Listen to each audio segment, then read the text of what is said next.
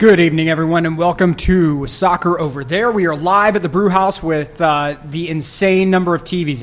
It climbs every week. There's new TVs.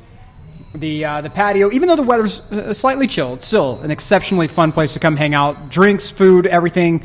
We have the greatest scarves in the history of mankind here awaiting your purchase. And I am joined by Jason Longshore and John Nelson. Gentlemen, it's an international break.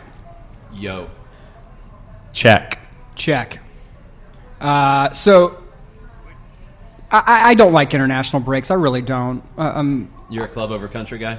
I wouldn't say I'm necessarily club over country. You just don't like the gaps in the schedule. You want to keep it moving. Right. I want to keep it moving. And I just think that we should have something happening right now, and we don't have it happening, and I feel like a little left out. I don't know how I would improve upon it. I did go this weekend to my son's soccer tournament, and I may have yelled a little too loud in absence of a television or another team, a professional team to yell at. So I'm sorry, Jackie Fresh and Chiefs FC. I will try to do better next time. You didn't call anybody a pancake, did you? There may have been. Oh, there may have been. You dropped the pancake on somebody. Yeah, look, you have to. I'm sorry. Look, you go out. Ay, Dios mío. I demand top flight action, and from the officials as well as the kids. And if the referee, and I will say this, if the official appears to be over the age of 25, I'm not going to card him. But if he appears to be over the age of 25, pancake is getting tossed out there. I think it's legal. I think it's legitimate. Look, if you look like you're 35 or 40 and you're reffing, look, you're out there for like $20 for your game. I'm happy for you. I will never use profanity toward you. I will not. That's a rule of mine. I will never use profanity toward an official. Well, because you don't want Jackie Fresh to repeat it. Exactly. But there are some parents there who are absolutely neurotic and do end up using a little bit of colorful language, shall we say, toward refs at a U11 game. And I'm not going to be one of them. Please don't do that. No, never. I don't want to get called into a Georgia soccer discipline and protest hearing and see you on the other side. You wouldn't help me out, though? No, I would have to abstain.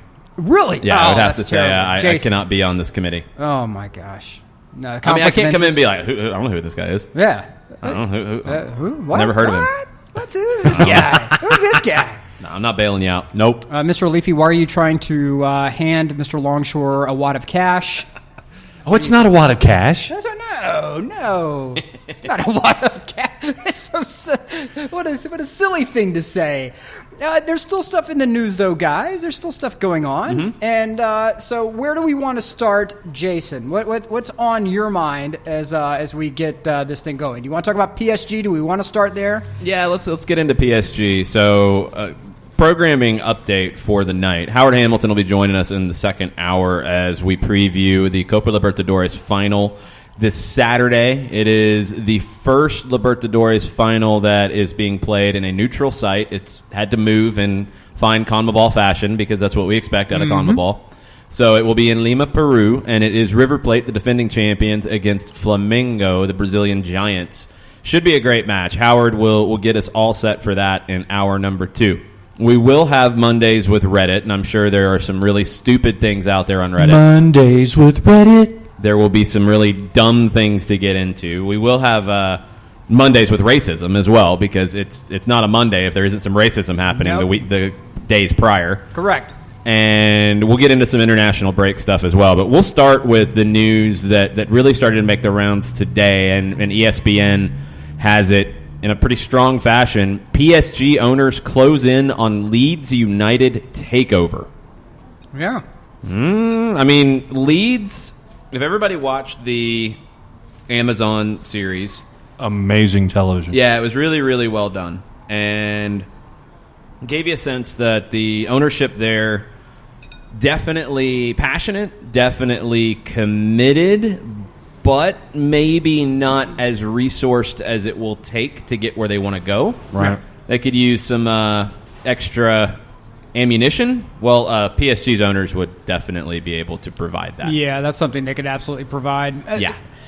This is something that if you've been following PSG for any period of time, you knew something like this was coming down the road. They see what is happening around the globe with some of their fellow, shall we say, well-funded friends, and they want to get in on that action. And they were talking about trying to possibly get into Roma, and Roma is a complicated purchase, and we can get into that in a little bit.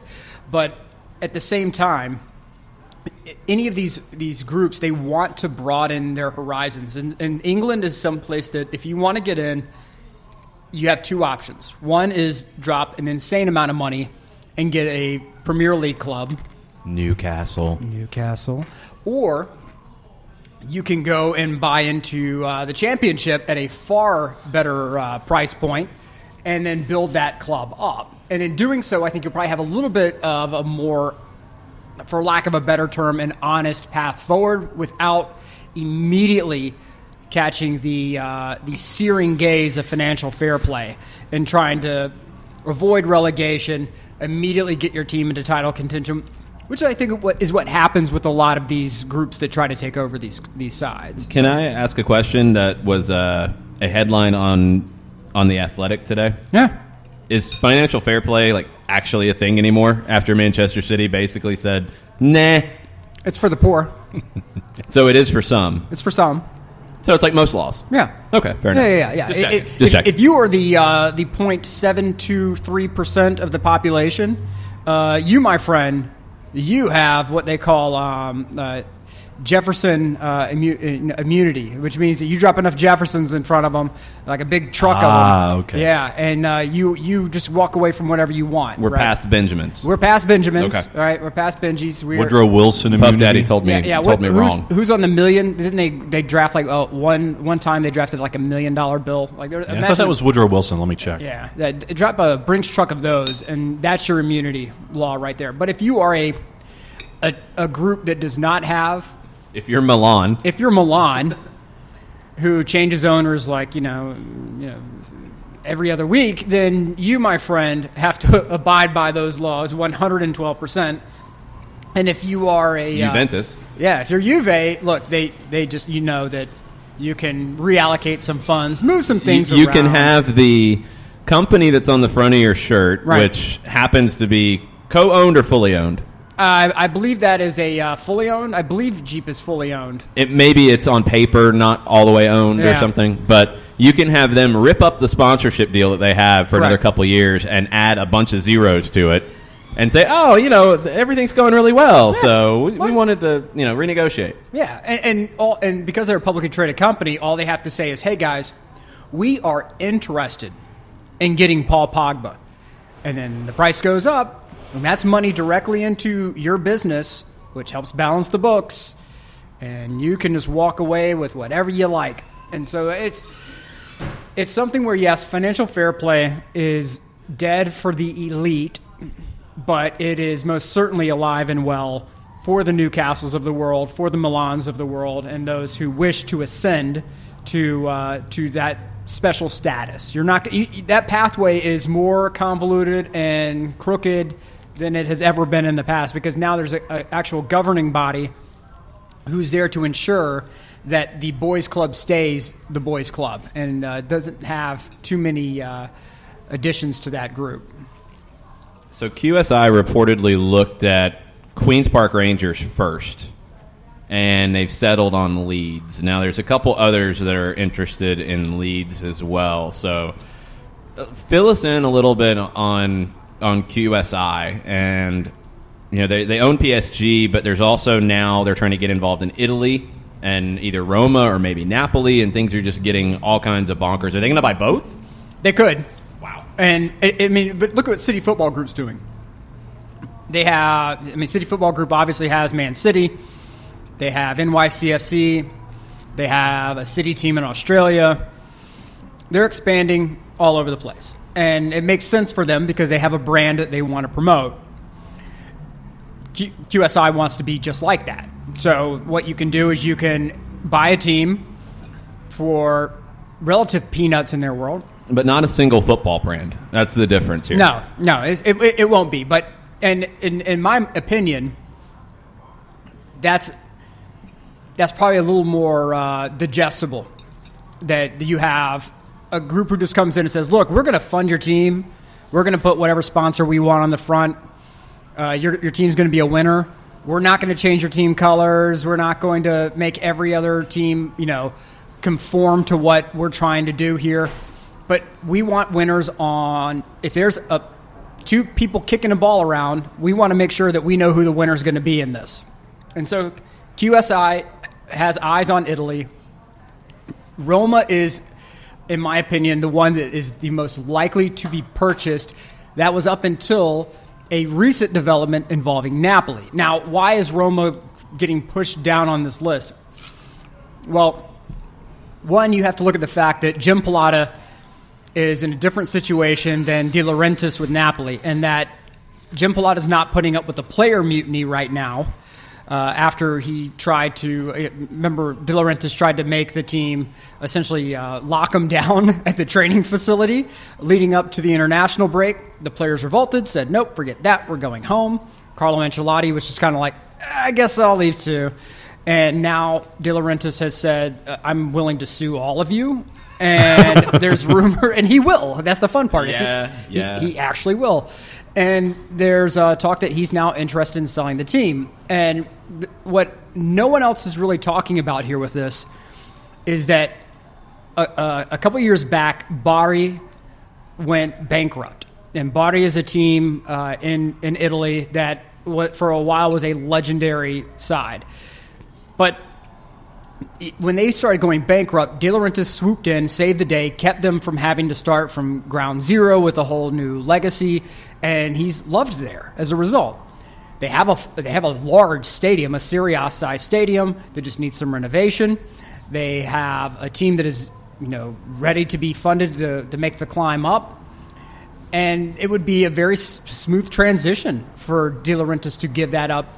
And he would probably be willing to sell Napoli for a reasonable rate. Meanwhile, with Roma, Jim Pilata is in a position where he doesn't have to sell. He doesn't have any sort of issues with the squad like that. And there's also the small bit of trouble with the fact that Roma can't seem to get the stadium that they want handled and done, because everywhere you dig in Rome, dig down 6 feet, you're hitting a UNESCO heritage site, so you can't dig it up, and then, can't touch that. And not just that, but you have Lazio backers on the city council. So why should Lazio not get a brand new stadium? Why should Roma be the only beneficiaries of this? Right. So there's far more politics involved with the Roma purchase if you're QSI than Napoli. Napoli, you come right in. If you want to completely fund a rebuild of that stadium, you can.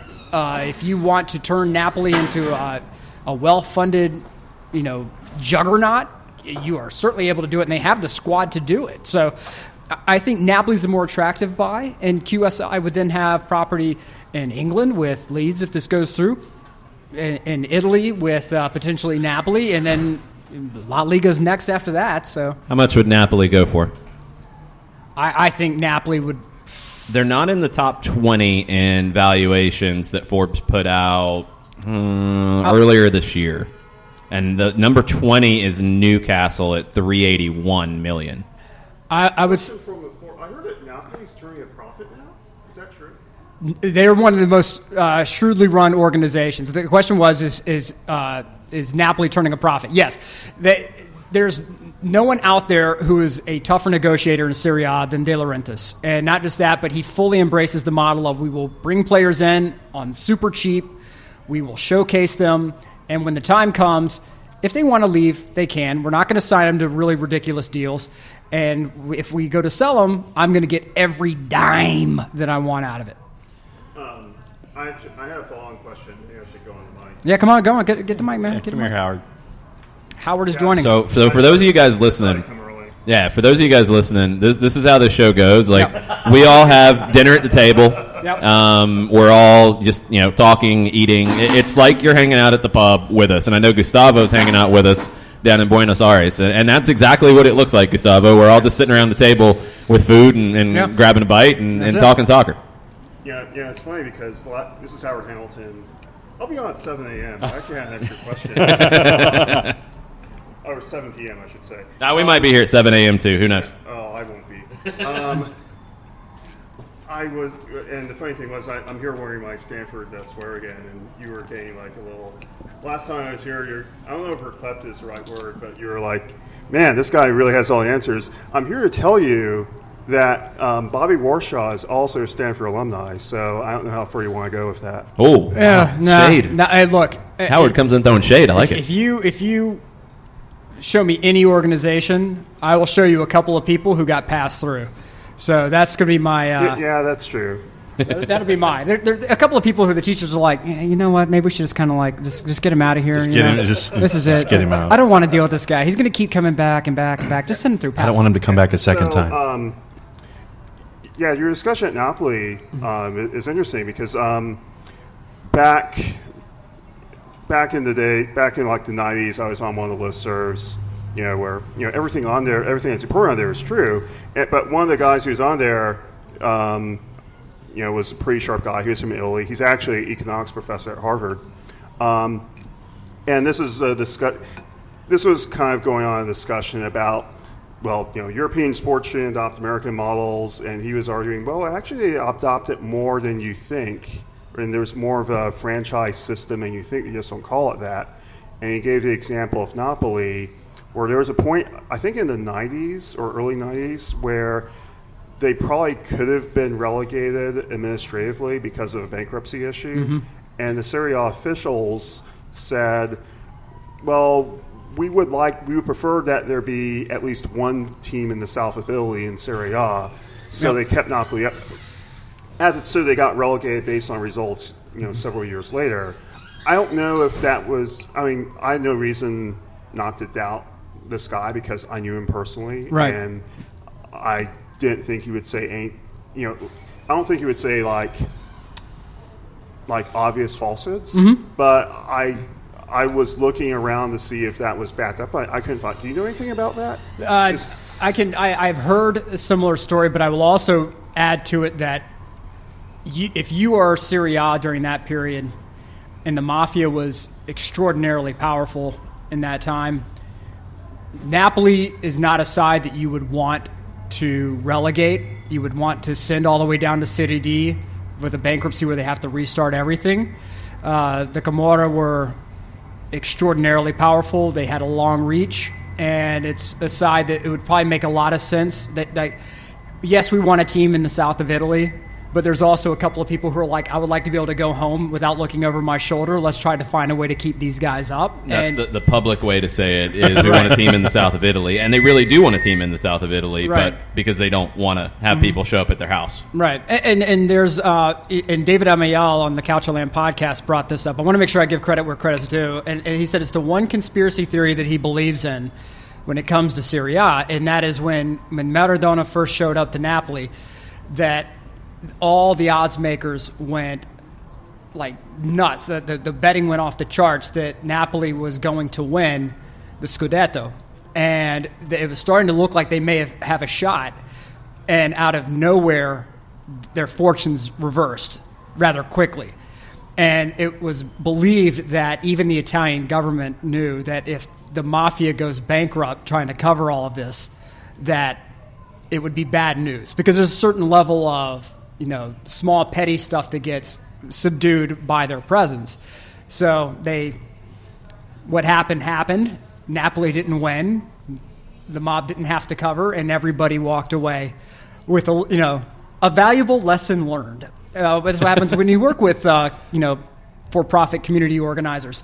So something like that. So I think anything involving Napoli, there's nothing too crazy, in my opinion, involving Napoli, where Serie A kept them up for that particular reason, or covering the that's not funds. too unusual. I mean, you saw it with Rossi in Argentina around 2000. They went bankrupt. They really should have gotten relegated. You're going to get Gustavo riled up. He's an Independiente guy. Yeah, and and the government declared them to be Patrimonio Nacional, so they couldn't get relegated. Almost like a listed building. They did that for a lot of clubs, right? So they couldn't get relegated. That was the first one I remember in Argentina. Was it they couldn't get relegated, or they couldn't go out of business. They couldn't go out of business. Yeah, because there was a few that happened that if it wasn't public or it wasn't like exact, it was basically like, yeah, we know they have a bunch of debts, but yeah, we're going to let that slide. And then I think you could probably relate to this, John, a little bit even better. There's a case. No, patience. There's the case of Rangers in Scotland when they went there. It's like Jared, and it was probably the right decision of SPL for Rangers to be kicked out of the Premier League and knocked all the way down to the lowest level, because just from a moral hazard issue, you can't afford for a club to do that. And of course, over the years, Rangers had built up a lot of enemies because of a lot of things they did, a lot of recruitment practices and things like that. So it was one of those. It was a situation where it was technically the right thing to do, but it's devastating to Scottish football. They still haven't recovered from it, and it looks like if all the reports about Rangers are true, it could happen again. Yep. And they might run out of money. That's a situation for us. For SPFL, do you do that again? I don't think they do, and that's a really difficult situation because they saw what happened 10 years ago. Yeah, I think in today's world, Gretna, a club like Gretna, you can't allow to fail because no one really gives a crap about them. Right. They're like nouveau riche and stuff like that. But when it gets to, it's that saying that Getty said: if you owe $100 to the bank, that's your problem. If you owe $100 million to the bank, that's the bank's problem. When a club like Rangers is in that situation, that's the league's problem. Right. No, exactly, because you have eyeballs that you need on that league, and you have to. And part of that is trying to do everything in your power to make sure those eyeballs stay there. But I think in today's world, I don't believe UEFA would allow something like that to happen, because let's say it happens in the Scottish Premier League. We'll use that as the canary in the coal mine. If that happens, I guarantee you it's going to happen in Serie A with a far more shifty version of events, where you'll have, because there is funny money all throughout Serie A, and if Serie A comes in and says, and Milan's a prime example because they are a disaster zone right now. If for some reason a bunch of funny money finds its way to Milan and or leaves Milan and they go bankrupt, are you really going to allow a club like Milan to go bankrupt with all that history? All the Champions League titles, everything goes away? No, hell no. But if you allow Rangers, the Scottish Premier League, to rescue quote-unquote Rangers, Milan will do it, and then someone else will do it, and it will set a precedent so terrible that you won't believe it would be like pro wrestling. Nothing will be too outlandish at that point. So I'm hoping that somebody comes in and buys Rangers. I have no ties to Rangers. I don't particularly care either way, but for the good of UEFA, I hope that somebody comes in and buys them, and you don't have a Bury situation.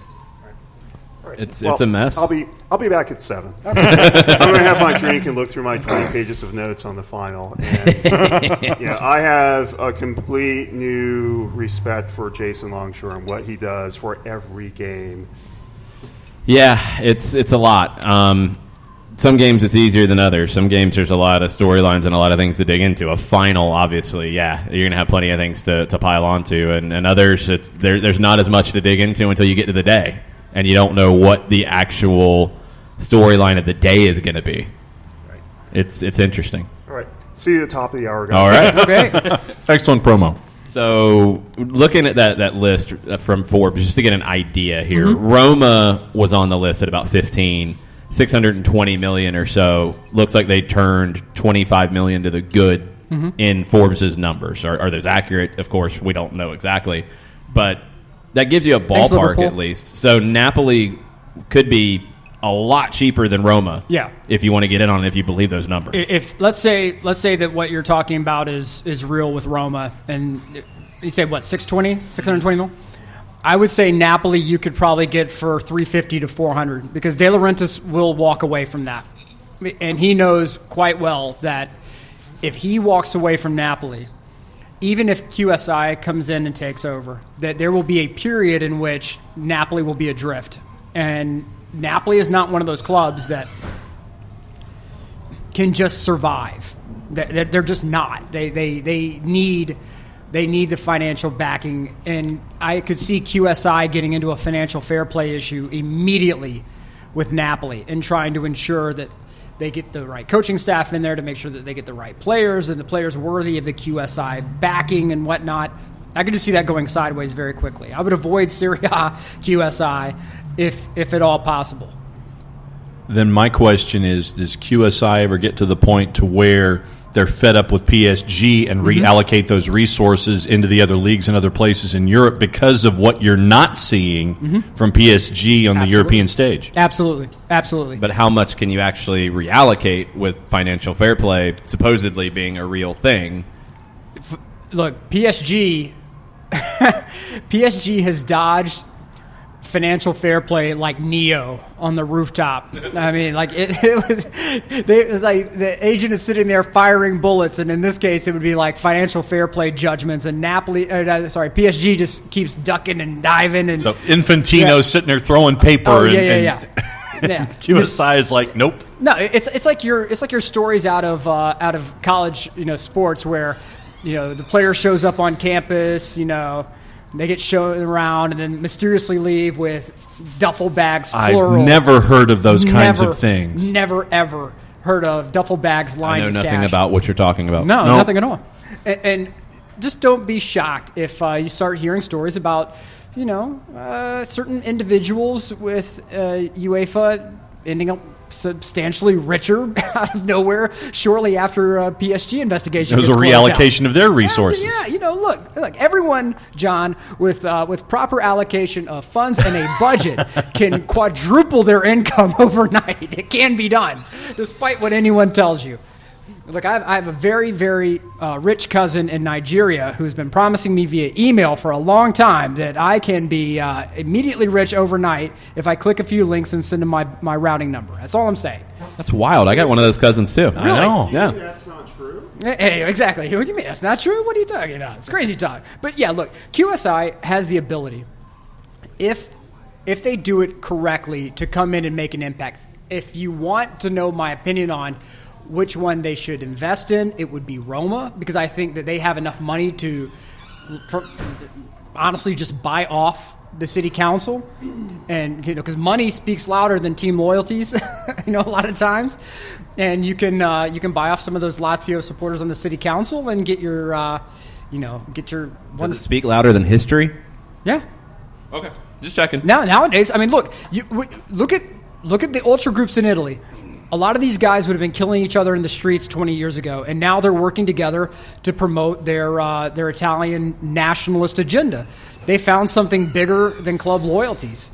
When you start talking about how weapons and drugs are being moved throughout the country, it would require changing hands between ultra groups who are a lot of times taking part of the organized crime, and you have to work together. There are things that are bigger than club loyalties nowadays. Look at the racism stuff. You have Cagliari Ultras siding with Inter Ultras. Who would have ever thought that would have happened? That's complete opposite. It's all about their own economic benefit. Whatever's going to put dollars in my pocket is what I'm about. Oh, Andrew Jackson, by the way, is on the $10,000 bill, and Woodrow Wilson was on the $100,000 bill, but because it was never actually issued by the Department of the Treasury, technically the Woodrow Wilson $100,000 bill never existed. Get those Wilsons. That's what I'm about in my life. I'm going to go to Italy, and I'm going to be about my Wilsons. Okay. That's my plan. Well, let's actually talk about some action on the field. Okay. And we can stay with Italy. I'll ask San you Marino. The question. No, we're not going to talk about San Marino right now. They did score a goal, though, so we should be happy. San Marino's back. Are Italy back? Yes. Yeah? Yeah. You're all the way back in now? No, are they going to win the World Cup in 22? I think they can. I think they can. You are all the way back in. Okay. Wow. Look, Federico Chiesa, who's amazing. His ability on the wing to slice through defenses, and when he cuts across, through traffic. It doesn't matter if he's marked by one guy, two guys. I saw, yes, it is Armenia, but he had 3 people around him today, and he was still finding pinpoint passes right into the box. They're aggressive. They're coming out. They're attacking. They're not just bunkering. And Mancini's not letting them get complacent. And that is what has killed Italy in European competitions and World Cups. Because who are the teams that they trip up against? Always it's the smaller teams. Always against the small teams. They can get up for Germany. They get up for France. They get up for England. They get up for all these other games. But when they play like Australia, it's a struggle. Sorry, USMNT fans, but when they play the USMNT, it's an absolute struggle. Because when they go up against a smaller, less talented, more motivated opponent, by the time they decide to wake up, it's typically like in the 65th, 70th minute, and they're down by 2 goals. And it's like, what now? And Ventura, you cannot downplay what a disaster Ventura was as a manager. When you were down in World Cup qualifying and you try to bring on De Rossi and you need goals, even De Rossi was like, why are you trying to put me in the game? Like, you need a goal scorer. And they had to weed out some people who were legacy guys on that team and bring in some fresh blood. Zaniolo, book it, put it on there. In 4 years, he's going to be a Ballon d'Or contender. I mean, he's absolutely electric. Chiesa, Rocco. Panini stickers on the team. Hey, look. Let me tell you something. I will tolerate no trash talk from anyone. I'm saying Italy's back. The Azzurri are back. Italy's back. The green jersey can go away. The green jersey can go away. Hot garbage. That's awful. I was just playing off what De Rossi said after 2014 when they he said we need real men, not Panini stickers. Yeah, and De Rossi was right. There now? Yes. Yeah, they have the real men back in the line. Young men, at least. They have younger guys. There are still some questions. There's still some questions with regard, especially a goalkeeper.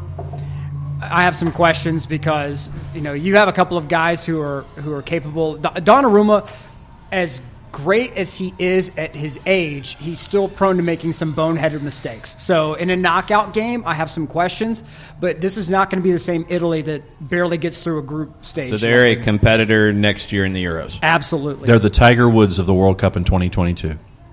Can they play ball from the jump? Wait a minute, what? Mm-hmm. The Tiger Woods thing? They're back. Can they play ball from the jump? Yes. Okay, I guess. That's different. They weren't back. The Tiger wasn't back for long. And that is the difference. And the question that Howard put forward is, can they ball from the jump? And the answer is yes. And 82 didn't do that. Yeah. 06 they didn't do that. No.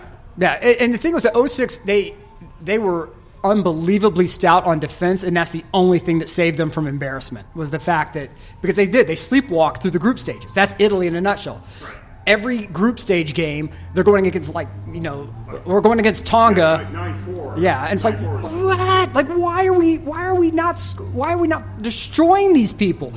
And this is something different, man. I think Mancini has pulled them aside, and he probably made them watch that World Cup qualifying disaster in slow-mo until it got drilled into their heads that you are not unbeatable. I don't care how many stars are above the crest, and you owe it to your country to step up and actually do something about it. So Italy has qualified and has been incredible in the qualification process. There is a country that has qualified for their first ever major competition, Finland. Get up, Finland. Finland will be in the Euros with John's favorite forward. Who's my favorite forward now? From Finland. He plays in the Premier League in England. He's been on your fantasy team. You raved about him. Teemu Pukki. Yes. After that first month, he has been hot garbage. He got Finland to the Euros. You watch what you're saying about Teemu Pukki. The country of K.K. Rosberg, Kimi Räikkönen, and Mika Hakkinen is in the Euros. Yeah, buddy. For the first time, the Finns are in. Can you dig it?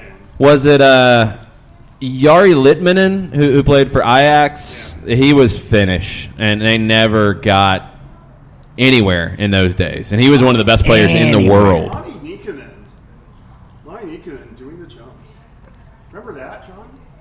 Oh, yeah. You got me beat on that one. No, it's One of the greatest ski jumpers of all time, Matti Nikkanen. I am not up at my ski jumping. Oh, dude was. I mean, I know it. Ridiculous. Eddie in the Olympic Eagle. That's competition. about all I got. Yeah, he's an angry drunk these days. Ooh, angry drunk Finns. Maybe he'll be a happy drunk Finn this summer during the Euros. The other big story, and Gustavo talked about it, with Argentina and their friendlies. They had two really high-profile friendlies. First off, Lionel Messi was back after his suspension, where he criticized CONMEBOL, and they suspended him for a few months. And he's automatically, magically back for friendlies with Brazil and Uruguay. Who knew? That's what I'm talking In about. the Middle Who East. knew that would happen? Cash, straight cash. And Messi had the goal, penalty save, put in the rebound. They beat Brazil 1-0. 2-2 today with Uruguay in a pretty intense game. I mean, it didn't feel like a typical friendly. And Messi assisted on what looked like the winning goal for Argentina, but then Luis Suarez with an amazing free kick that no goalkeeper's keeping out. Finishes 2-2. Is Argentina back? Yeah, that's about how I feel, too. Yeah, look, Gustavo, don't kill me, my guy. But I'm going to say that I'm more skeptical on Argentina, not from a player quality standpoint, but because they have such a history of finding new and inventive ways to trip themselves up. Like, to me, Argentina's a side that in any tournament, name the tournament. If you were doing an international soccer tournament on Mars and you said, name the semifinal, I would have Argentina in there if you just gave me a list of players. But for some reason, team management finds new and exciting ways to screw up. And for that reason, I cannot say anything but, They'll get to host half of the Copa America. Remember, they're splitting it in 2020. It'll be the north half in Colombia, the south half in Argentina. So the home games. Is that really a benefit, though? Yeah, that's a good question. Because if for every other team, if you watch Italy, Armenia today, they were playing in Palermo.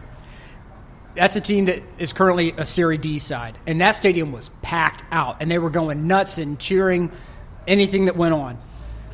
But with Argentina, because it is Argentina, So you want it's to be a different ball game. They play outside. Yeah, that's what I was about to say. Howard saying they need to play outside of Buenos Aires. I would agree. Like, Yeah. And they've played a lot of their qualifiers. They played more of their qualifiers outside BA. If that. yeah, I think for the Copa America next year, that could be a good way to do it. Is have the other teams play in Buenos Aires and go out to Rosario and play over there or wherever to get out and get fans that don't normally get that opportunity to see you. Nick, you want to talk about the United States national team? No. You want to talk about VAR? What did VAR do now? Well, no, it was what we talked about this morning with VAR in the under tournament. Oh, we'll get to that in a second. No, okay. The U.S. men's national team, I have had people ask me, because I don't think it's any big secret, my feelings on Greg Berhalter. You've been pretty clear in that. Yeah. He's not okay. He's not okay in my book. But for people who are, and I will say, I am very proud of U.S. men's national team fans because by and large, they were kind of like, you beat Canada. You did what you were supposed to. But for those who are super excited about the fact that the U.S. men's national team beat Canada, that is exactly 112% what is wrong with the U.S. men's national team overall. The fact that you are excited that you beat Canada. I'm glad they did their job. They did their job. They did what they were supposed to do. And good for Greg Berhalter for coming out and saying, well, guys, we haven't accomplished anything yet. Yeah, no, that's the right approach. Yeah. I mean, they won. They won a game they should win. There's nothing bad to say about it, in my opinion. I mean, it's not like you're going to throw shade. But there ain't a whole lot of great either. No. But you did your job. You did your But job. that's the thing. Like you have to be even on both sides, and that's what gets frustrating when it comes to the U.S. at times. Okay, you criticize them for not putting in the hard work. Now it's, you're supposed to put in the hard work. All right. Yeah. They won the game. They won the game they had to win. Mm-hmm. They're doing the bare minimum is where they are. Yeah. But It's okay to still have expectations, but the same thing that always happens when it comes to somebody like Jossie Zardes. Right. It's, he's garbage, he's garbage, he's garbage. He scores 2 goals. Has a good night. He's garbage, he's garbage. No, give the man a night. Come on. No, and that's the thing. Is I would be the first person to completely trash Zardes, but He had a good night. But you tip your hat to him on a night like that. Good for you. 3 guy in the depth pool. I mean, he scored goals. He obviously is delivering at times. He's not the number one guy. And with the U.S. men's national team, it's not going to click with me that they're back, quote unquote, until they play Mexico, and it's not like, hey, we're just going to boot it long, guys, and see what happens. I'm talking about you go toe-to-toe with Mexico, and it is a game. When you can do that, then I'll say, okay, all right, maybe there's something there. They got away from the possession in the Gold Cup final, and it was a closer game. They stuck with the way they wanted to play in the friendly and got beat 3-0. I think there's 2 things I'm looking for. One is beat Mexico. I don't care. I don't care if you sit and counter. I don't care how you do it. Beat Mexico because you got to beat them at some point. Right. The other is I want to see this team play the way that I think they're capable of. I want to see them play better. And that can be against anybody because they haven't shown that. I can't think of a game where they showed a high quality of play under Greg Berhalter. So I can't think of a game to even look at to say, well, they played well. They played good soccer. Right. But wasn't he like second or third fastest to 10 wins now? Yeah, no, that tweet second right fastest. there. Yeah, okay, great.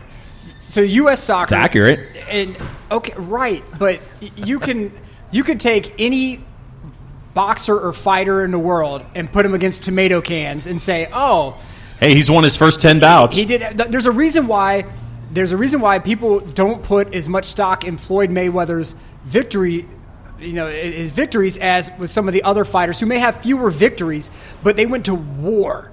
Like they were actual fights. As opposed to, hey, I'm just going to wait this guy out until he's well over the hill, and then I'm going to fight him and get the win. But Yay! you don't get that opportunity much anymore, and you don't get it in a competitive game anyway, because I'll go back to my criticism of the Jurgen Klinsmann is the greatest thing ever. He won friendlies. He won friendlies against good teams, but he won friendlies. That doesn't matter. Yeah, well, I didn't like him either. But the competitive, the quality of the opposition, I mean, you can only play who's in front of you. And with the way that the formats are now, with especially the UEFA Nations League, you don't even get those friendly opportunities like you used to. So you've just got to play what's in front of you. And that's what's frustrating to me, is you had a group that you should have controlled, dominated, didn't have to sweat, and you had to sweat. And that's the part where there's no excuse for that. There's no excuse for losing in Toronto. No, you don't get a cookie for beating Canada in Orlando. That's not necessarily fair to Canada because they are much better than they've been. Agreed. But the U.S. has an expectation that is different than Canada. And that's what they have to get back to where it actually feels like they're living up to that expectation. And they haven't done that. Honestly, I mean, I'm trying to think of the last time I was really excited about the way they played, the style of soccer, and the opponent and the performance. 5 seasons? It's probably longer than that. 10? I can't think of a game. Like I can't go back and think of one off the top of my head and say, oh yeah, that's where I felt good. Maybe the 2013 Gold Cup, which wasn't the top Gold Cup. That was the second one in the cycle that was B teams for a good bit of it. That was the one where Jurgen Klinsmann said, oh, Landon Donovan, you want to come back from sabbatical? Yeah, you can play in the Gold Cup. And he played really well, and then you still didn't take him to Brazil and blah, blah, blah, blah, blah. Anyway. The Confed Cup for me. The Confed Cup. 2009. Yeah, 2009 Confed Cup when they went 2-up on Brazil. I'll take 2010. I'll even take 2011. I'll take the 2011 Gold Cup because they played pretty good soccer in that. Mm-hmm. And that final, you got beat by a great Mexico team and a great performance from them. But I was happy with where that team was. You got some friendly wins under Jurgen. You won a Gold Cup in 2013. He didn't do a whole lot else. I mean, the Ghana win at the World Cup was good. That was amazing to watch. It was a fun watch. Was it a great performance? Not really. No. I would like to see a team that I'm excited to watch, and I feel good about watching afterwards. Okay, so here's the question, though, and I RIP to my Twitter mentions. is the U.S. ever going to be a team that you're excited to watch? Yeah, because I'm excited about American soccer. Okay. I'm not saying they're exciting to watch because they are as good as the number 1, 2, 3, or 4 teams in the world. I'm saying because I'm excited about American soccer, I want to be excited, and I should be excited about this national team. But you're excited about the idea of American soccer, the potential of American soccer, but there's nothing in the recent history to suggest that the U.S. men's national team will be exciting or electric or any I'm sort saying of I superlative. want to be excited by it. But you're not there. No. I mean, Okay. what have we seen to get there? Nothing. In my opinion, nothing. No, that's the problem. Is there's just not much exciting going on. I mean, the youth national teams, the U20s had a few things that it was like, okay, I want to see some of these players progress. Right. The U23s against Brazil was ponderous. Yeah. And then the U23s against the Canary Islands in the third place game There you go. in their 4-team tournament couldn't score in the first half. Yeah. They ended up winning because it's the Canary Islands guys. I mean, come on. But the system. Also, like a second or third string, they were scrounging people around. Yeah, because it was supposed to be Chile in that tournament, and it ends up being the Canary Islands, and they're like finding guys on the street, like, oh, okay, are you 23? Do you play? Can you kick a ball straight? All right, cool, you can play. Here's a jersey. And you couldn't score a goal on them early. And the Brazil game was awful. But to me, this Just awful. is the most criminal thing about this is the fact that, and I'll use you, Jason, as the example. You are tried and true American soccer, right? The blood, the DNA. You love American soccer. Me, I don't give one. Tinker's Dam. There you go. Perfect. Thank you for U.S. soccer. Like the American, like MLS, I love. USL, I love. I want to see them succeed. I want to see them thrive. But Yeah, it's two different things. Yeah, but two different things. But I have to make sure I Right. There's the national team program, and there's American soccer as a whole. Correct. Yeah. And the thing is that I don't expect someone in my position to be excited about U.S. national team soccer. I just don't. Right. But to hear someone who is in the weeds on American soccer in general not be excited for their national team, that to me is the most heartbreaking thing in general, because there's nothing inspiring. Right now they're playing 3 yards in a cloud of dust soccer, and to me at some point you have to be sexy, you have to be attractive, you have to put butts in the seats. You're trying to represent something. You don't want to be Alabama 2009 playing international soccer. You know what, but here's the thing. America. Oh, here comes Howard. America is loud. America's brash. America's fast. That is our personality, and You can play that way in different styles, though. You can play that way in different styles. You can have that attitude in different styles. Right, correct. And the thing is, though, is that I haven't seen, like, in 2009, 2010, the team that the South Africans called the Terriers, right? Because they were these ferocious, they were minnows, but they were ferocious, right? That team, and I didn't like any of those guys on that team. But they were ferocious, and they earned respect with that ferocity. This side now, it's like the official bunch team of manila milk toast. envelopes. Yeah, it's the official team of khaki. I mean, like, there's nothing at all sexy about It's it. funny. Like the last few I'm trying to think of the last few matches USMNT played.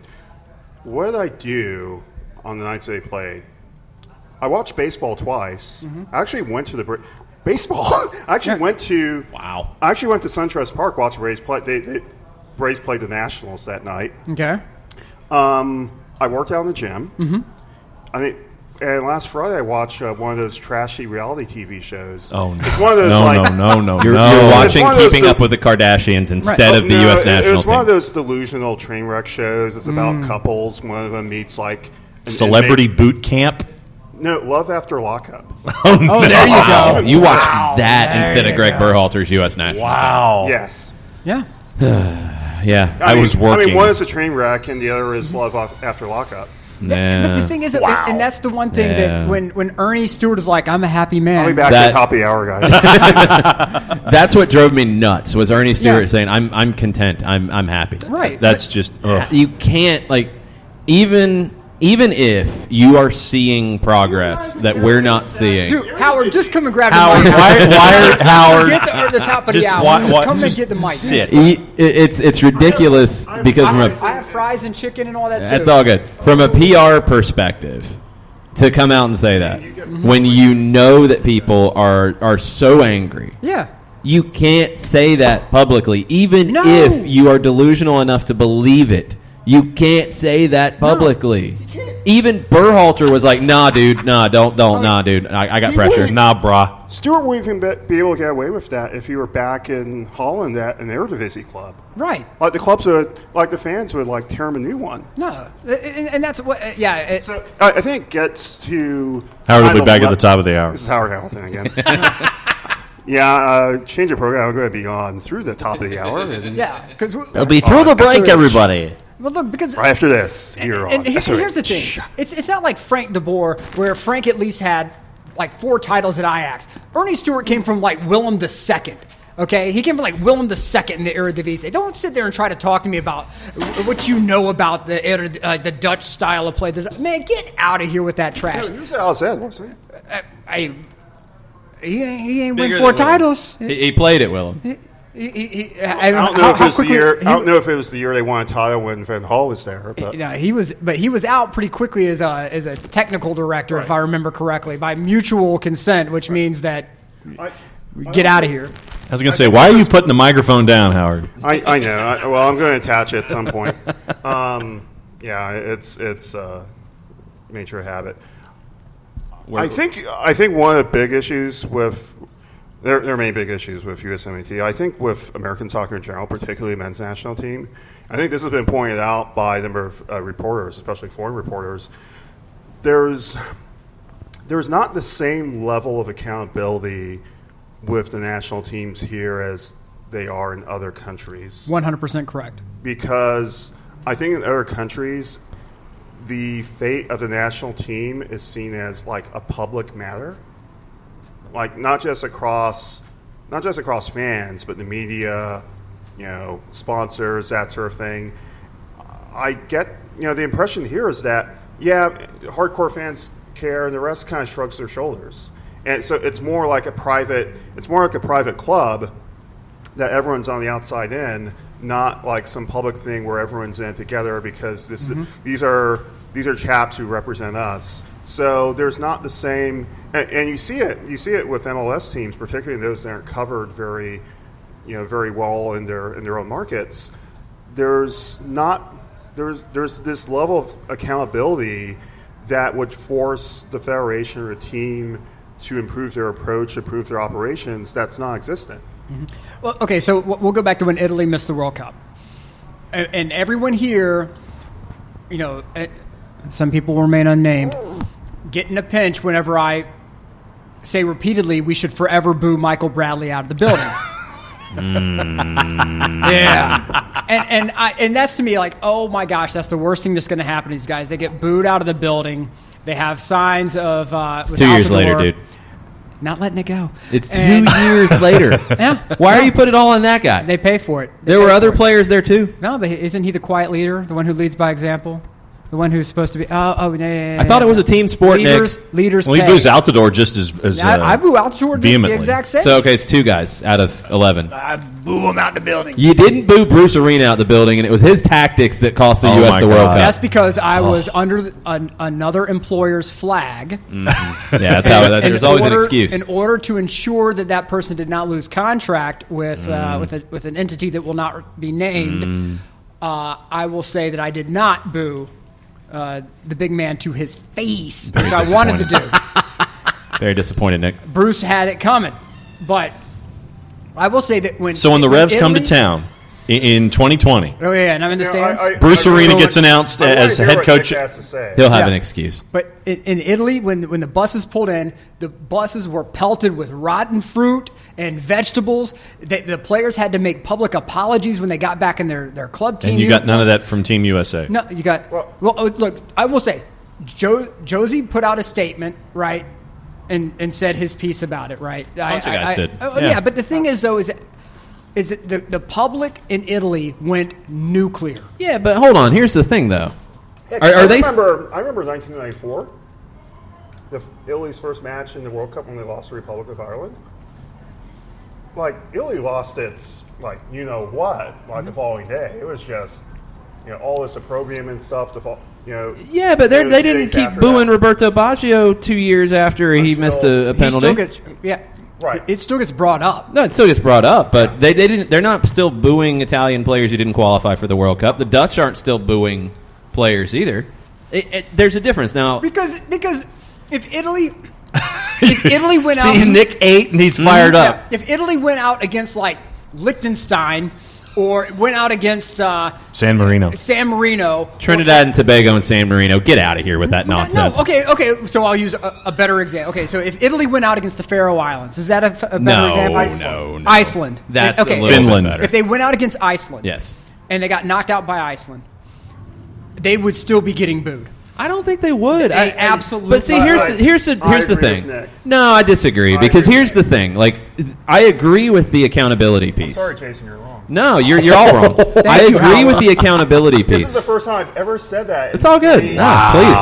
Please tell me I'm wrong. But I think you guys are wrong because the accountability piece is 100% correct.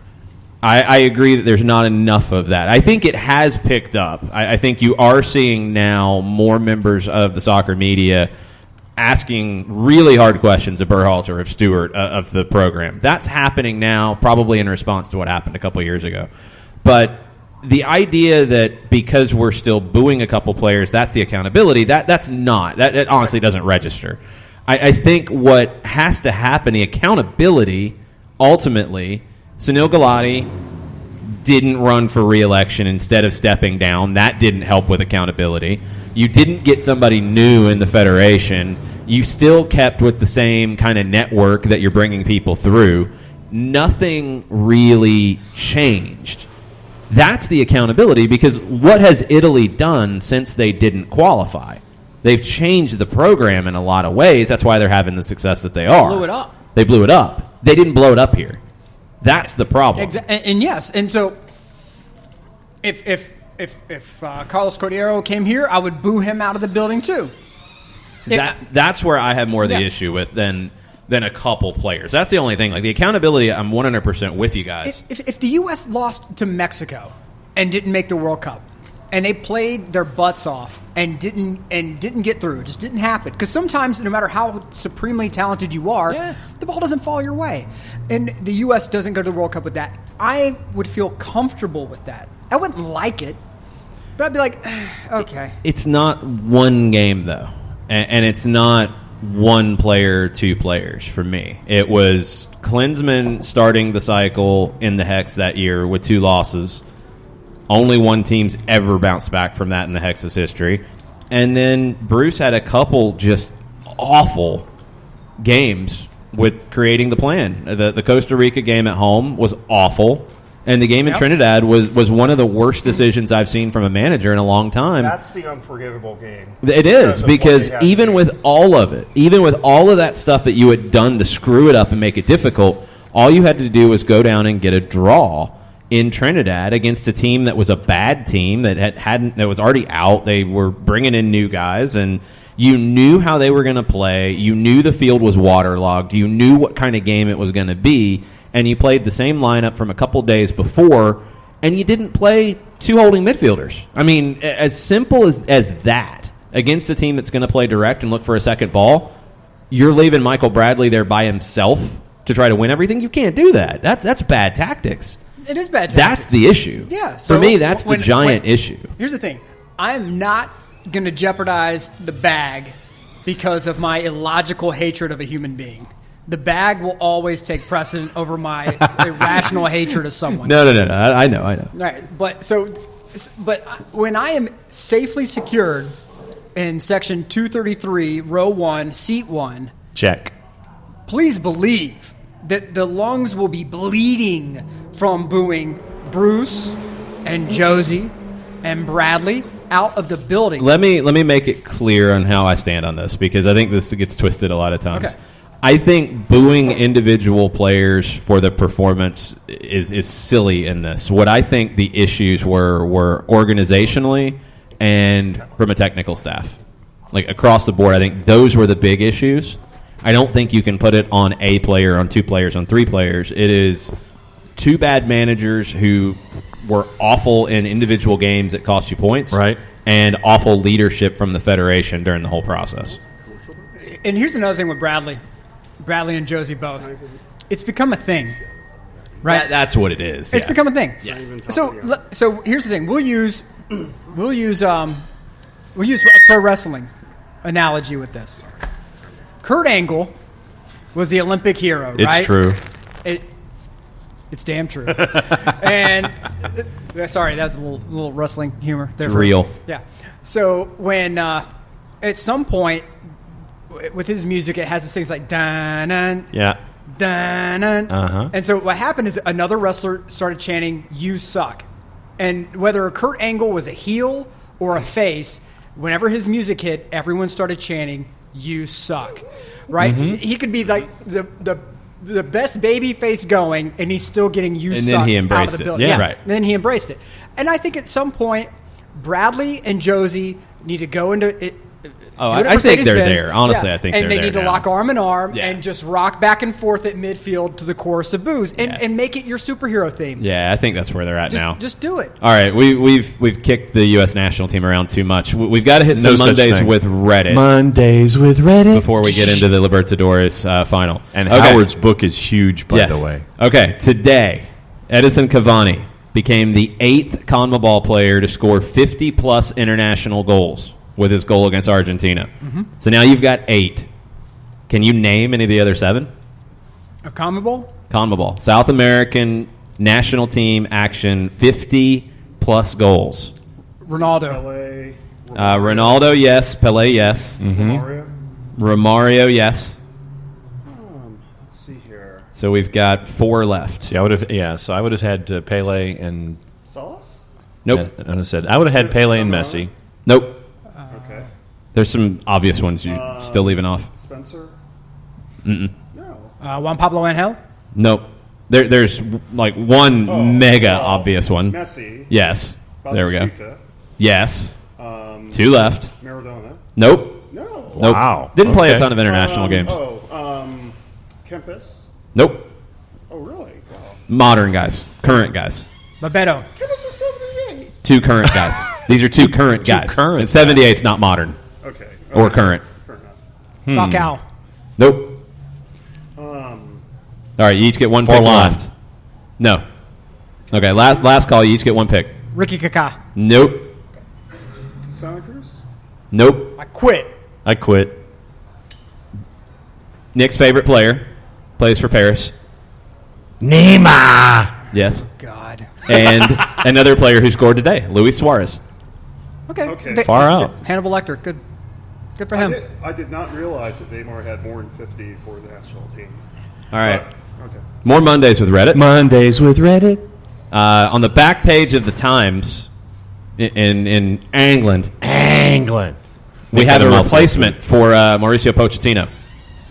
It's on the back page. It's already been named. Oh. This is obviously going to happen. Mourinho. Nope. This is one I actually haven't heard. Nagelsmann. RB Leipzig. Interesting. Like 35 years old, I think. He's younger. He's younger than that? 30, Wow. 33 No, maybe? he's early 30s. Okay. Yeah, it's ridiculous. I hate that man. Came from Hoffenheim. RB Leipzig is where he's at now. That is Gary Jacob on the back page of the Times. I'm for that. Also in the Telegraph, Mauricio Pochettino holds crisis talks with Daniel Levy as Tottenham's players brace for managerial change. Daniel Levy was like, nah, brah.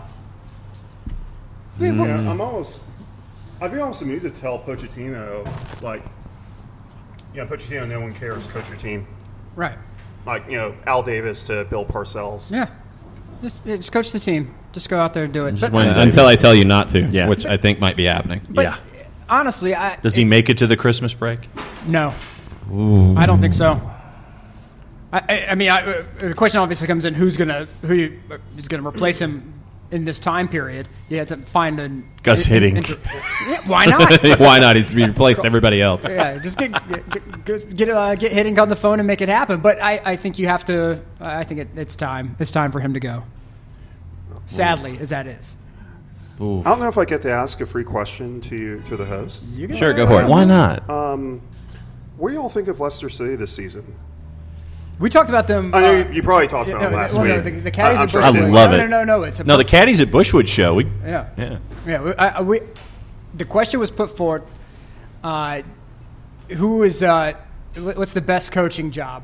And I know that did we both say Leicester? Well, I think we had Brendan Rodgers as a part of it. I think we also had who was coaching it? job at Sheffield United. That's Oh yeah, Yes, it was Sheffield. Chris Wilder was the other one. Yeah, that was the other part of the discussion.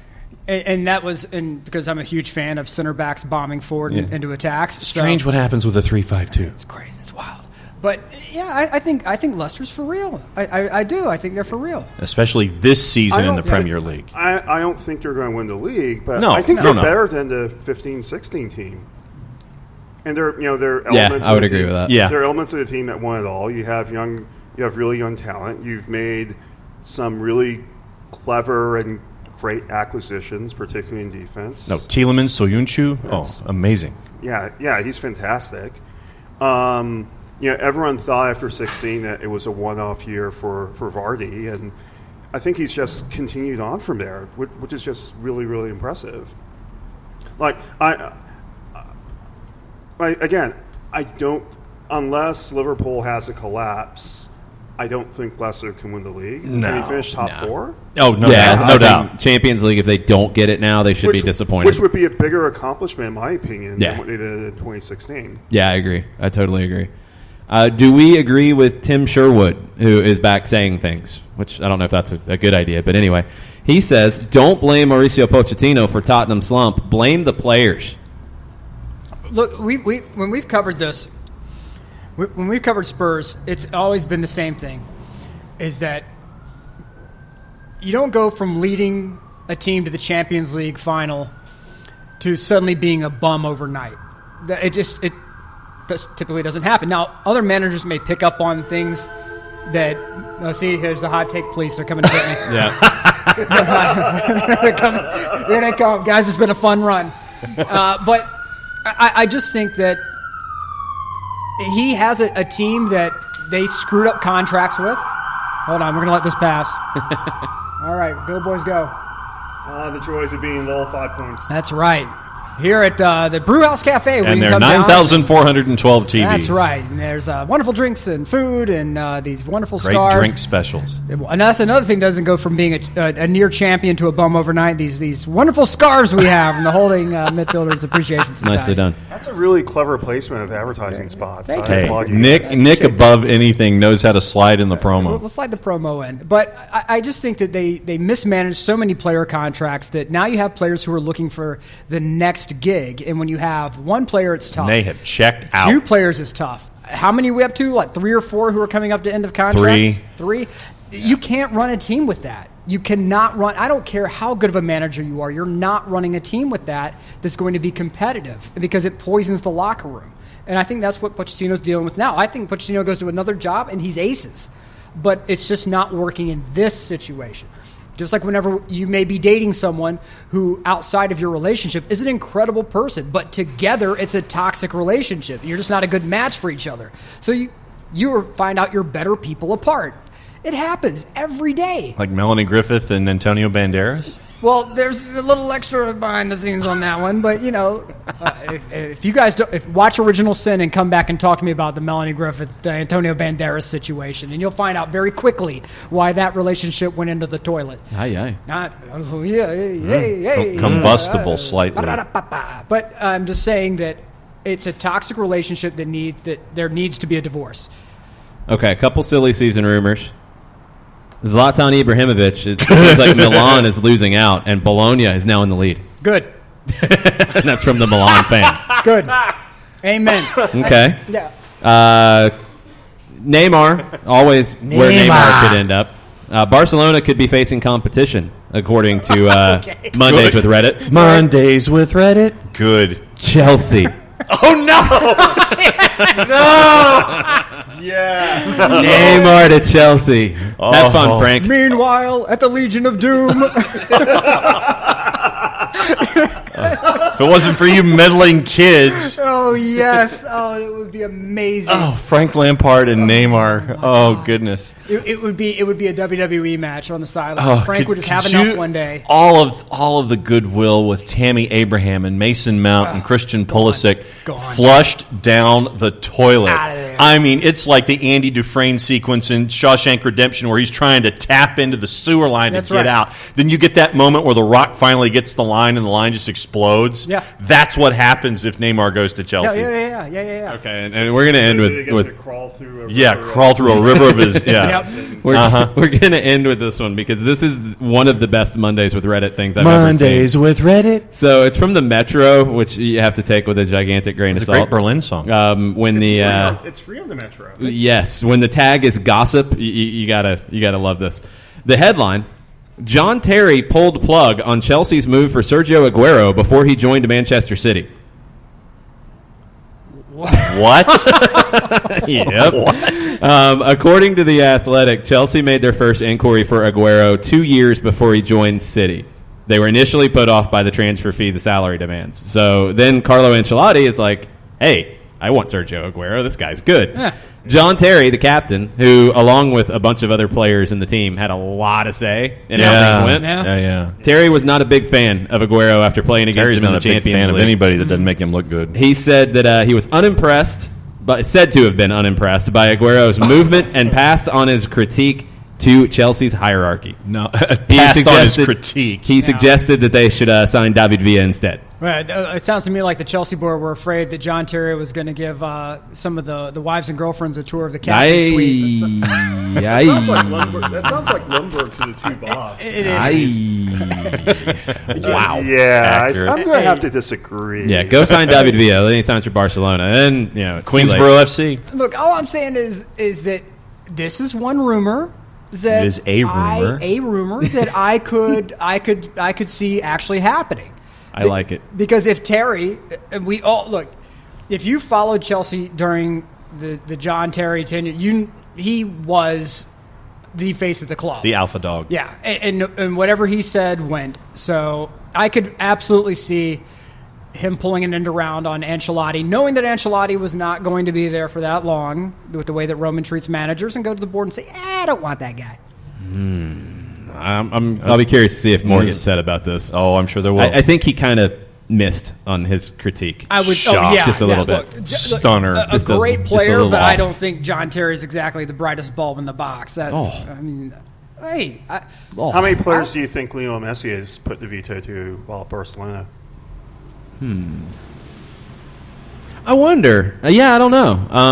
Well, we're also comparing Leo Messi and John Terry. Well, Well, but- they're also but it's- iconic figures at yeah, the club. that doesn't necessarily matter. You know, captains. there has to be a couple of names that would probably just make your Oh, heads I'm sure. explode. I'm Well, sure there I are mean, several. you go ask Zlatan about Messi, That's and true. that's the reason he left. And that's Zlatan, prime Zlatan. yeah, That's but not- that's also prime Messi, Yeah. and you're not playing them both. No. You're not playing them both where they want to play. No. Yeah. and at that point, Messi was best in the middle, and Pep had to make a decision, and Pep chose correctly. yeah. I mean, it was obvious. Pep chose correctly, and saying, "Well, it's not working." You By chose Zlatan. wisely. And the thing is that during that period, Zlatan was like a nuclear weapon that you just Yep. put him up top and he would just wreck. But like we've seen this year, I mean, he's a very different Zlatan now, but yeah. He completely affects the way you play, and he did not fit in the way Barca played. So anyway, it's interesting when you get these types of little nuggets, like, oh, this guy didn't like this guy, and that's why they're not at this club. And Aguero at Chelsea could have changed everything in Chelsea and at Manchester City. All right. Let's get into the Copa Libertadores and the final. It is Saturday. It is in Lima, Peru. It is River Plate and Flamengo.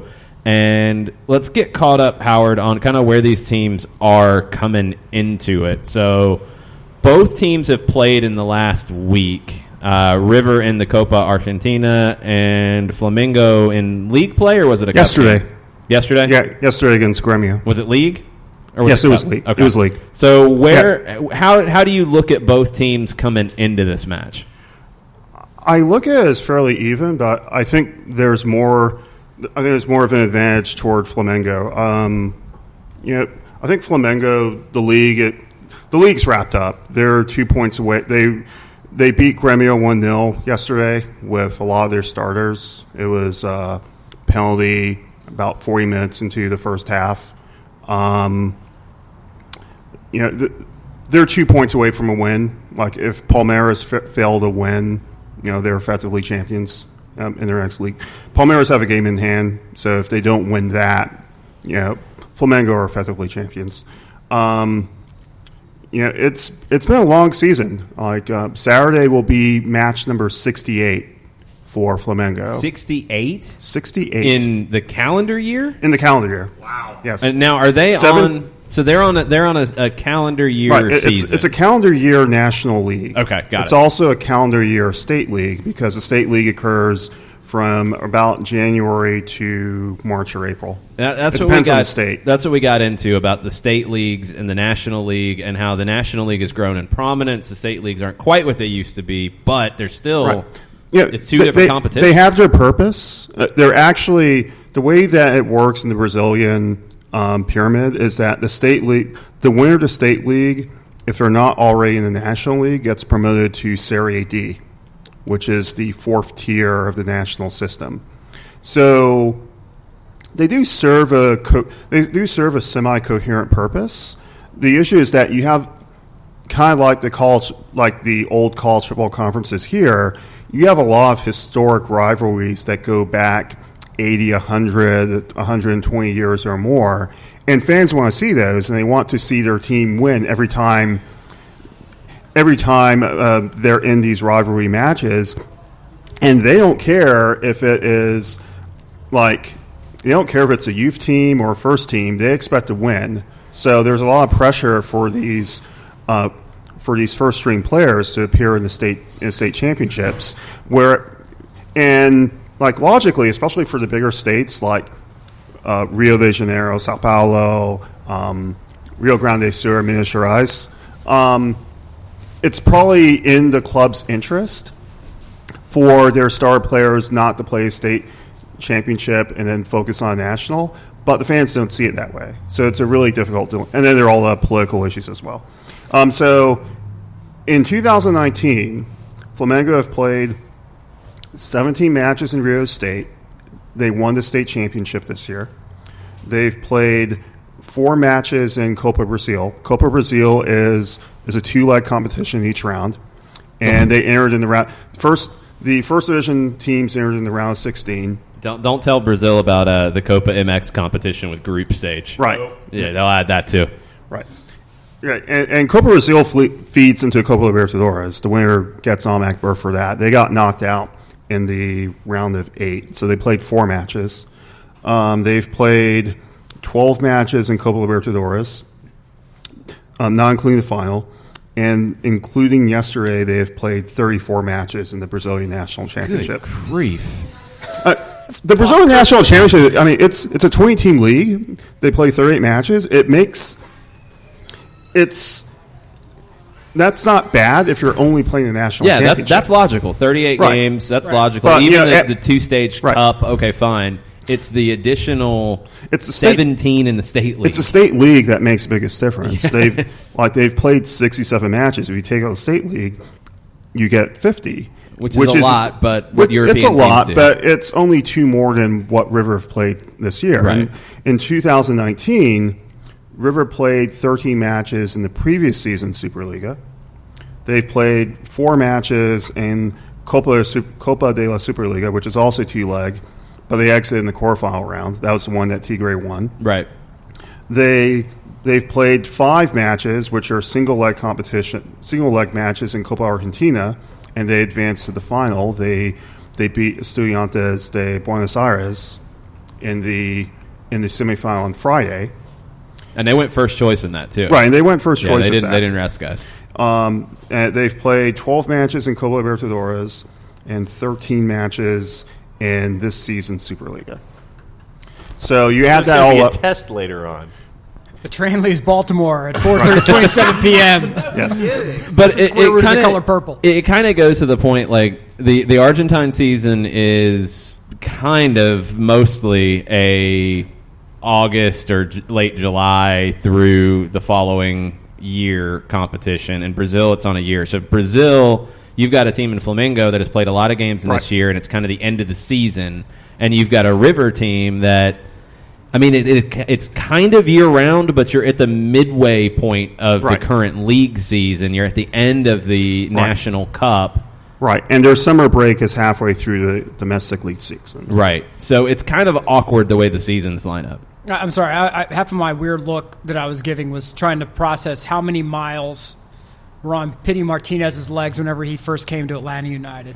A lot. Yeah, and the thing is that Argentina isn't – I mean, Argentina is the 8th biggest country in the world, but the domestic competition, domestic clubs – are more concentrated in the north. There hasn't been a team south of Bahia Blanca, which is like really, really southern Buenos Aires province. Olimpo. There hasn't been like a Patagonian team in almost 40 years or 40 plus years, which is really far. That's like 1,500 miles south of Buenos Aires. Wow.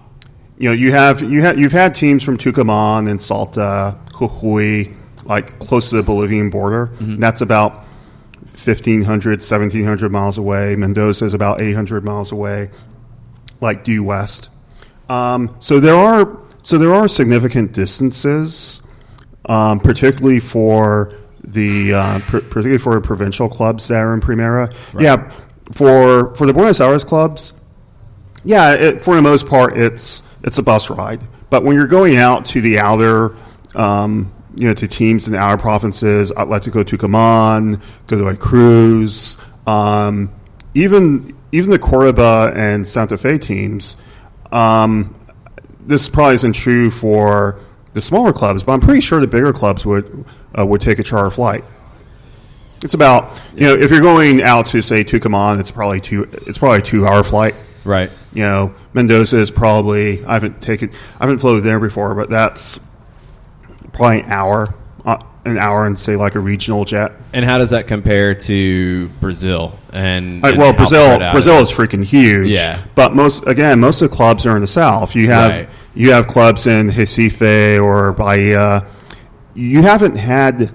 I can't remember like a deep interior team like an Amazonian team ever being in the top division in Brazil. Yeah, like you've had teams where the U.S. played Manaus, for example. Right, like they haven't had a team like Natal. Like Natal, I could believe it. Like the extreme north, there you're talking like a 5 or 6 hour flight, or close to it. If clubs in Brazil or if clubs in Rio or Sao Paulo are playing each other, you would probably drive. If you're going to say Porto Alegre, which is further south, or Belo Horizonte, you may fly. I'm just thinking in my head what I would be doing. I don't know if this is exactly true, but it's more of an educated guess. I think you would fly more often than not. But I think for international competitions, you would charter, and it should be easier to charter. And I think this is part of the reason why I was really, really angry with the Chapecoense incident. Mm-hmm. Because when you're a club playing in a continental final, particularly in a country like Brazil, you would think that there are Brazilian airlines just falling over themselves left and right to transport that team on a charter flight to a foreign country for a continental final. Mm-hmm. Not just because it's easier for a team, but also just all the PR, not just pride, all the the PR and marketing opportunities for that airline. So for them to contract a fly-by-night company that didn't have enough fuel to get to their final destination, it's just as someone who was trained as an aerospace engineer and worked in that industry for more than 10 years, it's absolutely infuriating. Mm-hmm. So we're talking about continental finals, but especially one that is in a neutral site that's far away. So, there are all these. I think what was interesting about that incident was that I think it really illuminated just how teams arrange these ruins these flights, and how these flights are done by like fly-by-night companies, not even like the major airlines of respective countries. Which I thought was really surprising, but also really maddening when you saw the final result. And that's, and I think you're correct. Like, what airline wouldn't want to have like the Brazilian flag like wrapped around like the tail, like the whole like the paint scheme and everything, your branding all over it. It would make so much sense. And then, this is a two-sided street. You have, the airline could seek this out. The club could seek it out as well. Correct. You could also have, CONMEBOL saying, look, we will pay for, we will pay for your charter airline costs, for the final, which I think MLS assumes costs for transportation to the playoff matches, correct? The playoffs, the league does it. Right. Yeah. Yeah, FIFA is the same way with World Cup finals. I can tell you, MLS assumes the money from my bank account whenever it's an MLS final. I wish I was giving it to the team instead of the league. Settle down. Settle down. God. All right. Okay. That's common in all. That's common in all leagues and all sports. I don't have to like it though. I don't. We know River Plate defending champions. We'll come back to River. What makes Flamengo so good? This season? Or? Yeah, this in general this season. I mean, are they? Give us a description of kind of the way they play. Like, are they, a possession team? Are they a ton of attack? Are they defend and counter? What makes them a finalist in the Libertadores? There's an article in one of the Buenos Aires papers this morning. It was actually Olé talking about the secret of Flamengo's success. So you have a European trainer, Jorge Jesus. I think that's the way the Portuguese pronounce it. We would say Jorge Jesus. Mm-hmm.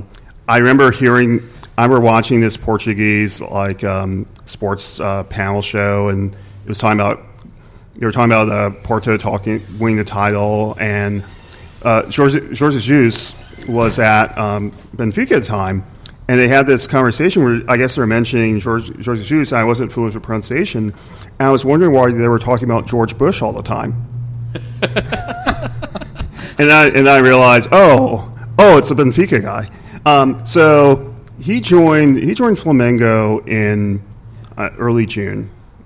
Previous coach Abel Braga was a Brazilian guy. I think he had some connection to the team. He left, he resigned, joined their Brazilian club. Jorge Jesus took over in 1st of June. And the article, this Olé article I mentioned, described or distilled the secret of their success to European trainer, European structure.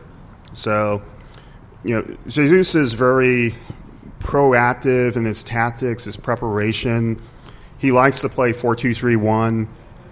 He doesn't make a lot of rotations. Like, he rarely, sometimes two, maybe one or two over multiple games. Rarely more than 3 or 4. I think he's very European in the way that his fullbacks play. They play very forward. They're very much into the offensive play. They have a very high defensive line. They press all over, and so the results are, for a team that plays a match every 99 hours. This was what someone computed. They've gone 25 matches unbeaten. Wow. Right. And I don't know if that's across all competitions, but that's why I read from the article. And Jesus was asked about, his approaches and how it differs so much from coaches in Brazil. And his quote was, well, Brazilian coaches aren't outdated. They just prefer skills over tactics. Right. And he's a classic, he may be from Portugal. He may be like this Southern European manager, but he's still a European manager. And he's very much a tactics and approach kind of guy. And the players have said that they really value his preparation for matches because it's so different from what they're, especially in Brazil. But Flamengo's squad has a number of players who have played for European teams. You have Diego Alves, who came from Valencia. You have Rafinha, who played at Bayern Munich. You had some other players who were on the books of European clubs like Inter or Roma. Mari Kemp came from Manchester City. Philippe Luis came from Atletico Madrid. So you have at least half of the starting 11 who have played in Europe. Who have that have that exposure to European preparation, and Jesus supplies that, and I think they've reaped the benefits of that. They're very strong in attack. They have some of the leading scorers in the entire competition. Two of their players, Gabriel Barbosa, Bruno Henrique, have almost all the goals that they've scored in the knockout phase. So they're very potent in attack. They like to go straight down the field, but they also like to bring up their fullbacks as well. So it sounds like a typical European kind of team, which is not what we're used to seeing out of Brazilian teams for the most part. Then you get River, who has won so many trophies under Marcelo Gallardo. How does River counter that in your mind? I think River play a similar style. I think you have a player such as Gallardo who's had success in Argentina. He's had success in Europe. He even had success here with DC United when they won the Open Cup his year. I think he's European-ish, or I think he's someone who could be. I think he's someone who, it's interesting with the speculation about his future. I think he could really flourish in Europe because of the way he approaches matches. I think if you look at Transfermarkt, they say he prefers 4-3-1-2, but if you read the press commentary about him, he's a 4-4-2 guy. If you looked at the way his teams have been set up, he likes playing a diamond or a double pivot with two defensive midfielders. Sometimes it's one. Enzo Perez has served in that role, and he also likes to deploy his wing backs forward. But the thing about Gallardo, I think, which makes him such an interesting manager and also a successful manager, is his willingness to adapt to the opponent. I think you saw that in the Libertadores final last year, especially in the first leg, where they came out with, I think it was partly forced by injury, but he came out with a different formation. I'm trying to remember. I think it was 3-5-2 or something like that, which came as a complete surprise to Schelotto when he saw it, because he was expecting, I think, River to play through the middle, and he played a formation that gave, I think, a lot more width in midfield. And I think Martinez Corta was interviewed after a match asking, did you all consider that a problem, considering you hadn't really played like that in league matches? And he said, well, we train that way in practice, but I have full faith in Gallardo because he has a lot of experience and he adapts well to the opponent. So if that's how he sees the match evolving, then we have a lot of faith that he's putting us out there in the right way. And the other thing with Gallardo is that he's really good at making in-match adjustments, especially through his substitutions. Like, I think his substitutions in the second leg of the final last year really changed the game. Really turned the game around when they were behind at one point. He's proven that with other situations as well. I think they have a strong midfield, particularly Ezequiel Palacios, De La Cruz. I think Luis Suarez is lobbying really hard to have Barcelona sign. Nacho Fernandez, Ignacio Fernandez, and who else? Enzo Perez. I think he also supplies some really key passes in his deep line position. They're not as strong in attack this year. I think you have a lot of the old reliables, such as Prato, Skoko, guys in their 30s. I think the elephant in the room is whether or not Juan Fernando Quintero will play. I don't think he'll start. Gallardo gave his starting.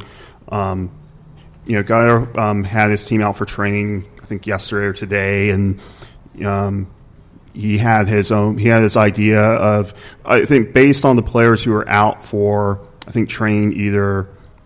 Yeah, it has to be yesterday because this was an late story. based on the players who are out there, the inferred lineup was very similar to what he's played in certain situations. And a lot of the times those reports turn out to be true. Gairo is a manager who likes to have, he doesn't have any problem revealing his lineup days before the actual event. Now, as far as to go back to Flamengo for a minute, and yes, Percy, it is. The best part of Flamingo is Madison. You've nailed that. Y'all are wrong. 100% accurate. But isn't this what? So the question was why? So there's a team called Forward Madison up in Wisconsin, right? And so we're explaining why Jason hates the Flamingos really quick. Is it? Do Forward Madison have like a red and black shirt? I'm not up with all of my. It's pink. It's like USL pink. League One, like hot pink and light blue. Yeah. Oh dear. And so, but they have. That sounds like it's on Dairyland. flags or something. It's amazing. So they have not bad. Dairyland as a logo across the front, and their mascot is a plastic pink flamingo, and it has gone viral. And Jason hates. And they're now introducing there was potatoes. Yeah. There was a club. There was a club in. There was a club in Peru called Cienciano that was founded by students who were part of dentistry school, and the mascot is a molar. Oh yes. That dances around on the side of the field. I think they came close. They may have been Libertadores one year. I know they came. I think they were in a European final not so long ago. But See, there we go. That's what I'm talking about. But yeah, that is. I mean, just the idea of costume mascots in South American football is weird. But to have a costume mascot that is a tooth. I mean, I love it. It's on brand because they were founded by graduates of students and graduates of the dental school. Oh yeah, I'm seeing that logo right now. Yeah, but yeah, that was one. That's not even one of the weirdest things that I've seen in South American football. Oh. But that was unique. The weirdest thing you saw in that day, because the next day you see something even more ridiculous. Like Diego, Johnny Depp on a badge for a team, or Diego on his throne. Yeah, that was amazing. Watching a football match. A Brazilian team embracing European values to me is something that I'm shocked that it's happening, because if I remember correctly, is it the 58 World Cup where they finally decided to play like Brazilians? Yeah. Well, it was interesting, 58 World Cup, and I learned this from an interview that Tim Vickery gave, so I can't say I have firsthand. I haven't gone to do this myself. And Tim Vickery is really good about Brazilian football, South American football in general. Brazil was really close to having a foreign coach that season.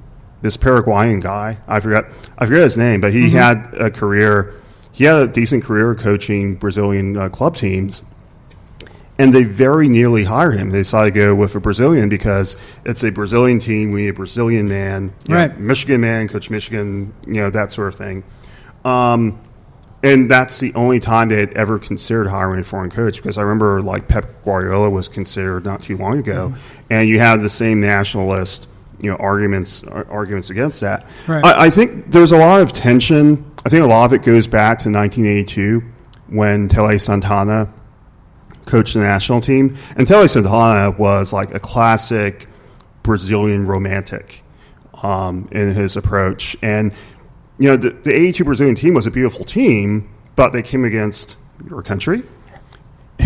And they still talk about that because it's like Brazilian teams were fully committed to beautiful play and the beautiful game, and they got they were naive in really critical moments and lost 3-2 and got knocked out of the World Cup. So all they had to do was draw. All they had to do was a draw, and this was like, we're going to destroy your lower extremities, 1982. Italy. Right. Yeah. This is right and. Brazilian team weren't saints. I mean, they kicked Maradona out of the match the previous game, induced him to get himself sent off. Yeah, he got his revenge. Right. That's for sure. Yeah. Left a boot in somebody's groin. So the end result of that experience in '82, where there was a segment of the Brazilian football fraternity that said, "Hey, we try to play beautiful, and beautiful football doesn't really matter if we can't win." So that's when I wouldn't say European systems weren't there before because there was some influence like that, but I think they started to get more prominence after that point. And then Santana, he coached the really, really good Sao Paulo teams in the early 90s, the ones that beat Milan and Barcelona straight up in Intercontinental Cups. Those were some of the most beautiful club teams I've ever seen anywhere. And he just applied his style, his vision of how football should be to the letter, and got some really beautiful results. And then you had the opposite side of that with Scolari. In the way he was really defensive, but he won. Mm-hmm. He won at Gremio. He won at Palmeiras. He won with the national team. And then, more critically, he won with the national team in 2002. Mm-hmm. But he had great individuals, but he had a real defensive steel to that team. He's my pick for the Orlando City job. That's not a bad shout, actually. I think I really do. I think he would. Now I think about it, I mean, he's in his early 70s. I think he's 71 now, but I think that would be interesting. I mean, he speaks the two languages. Yeah. And he's coached in the Middle East, so it's not beneath him. Right. So I mean, he's coached in Uzbekistan. So. Yeah, I mean, he'll take if the check clears, he's going to coach. But yeah, so I think with I think we've talked this season, particularly with Atlanta United, about mixing styles from different parts of the world, mixing the South American, mixing the Dutch, and I think with I think Flamengo has been a little bit of that as well.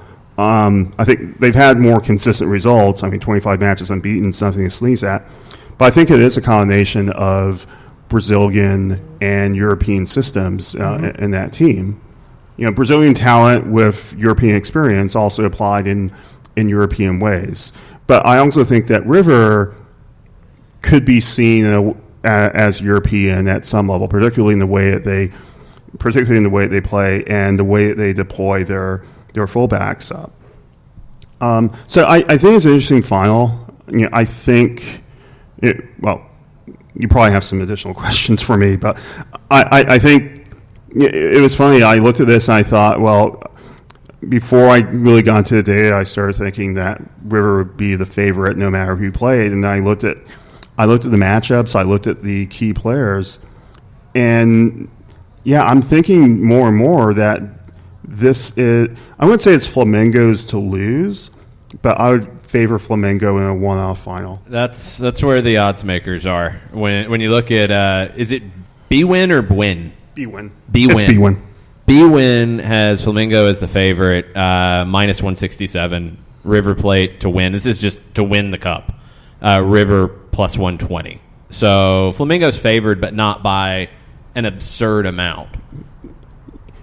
That's how I would see it. I don't do betting in general, but I know they're trying to get both sides of that market. Yeah, but that's how I price it, because I see it as an even final with some advantage toward. And I'm not working on. I do analytics a lot. I started a sports analytics company, but when you work with numbers. This is kind of an aside.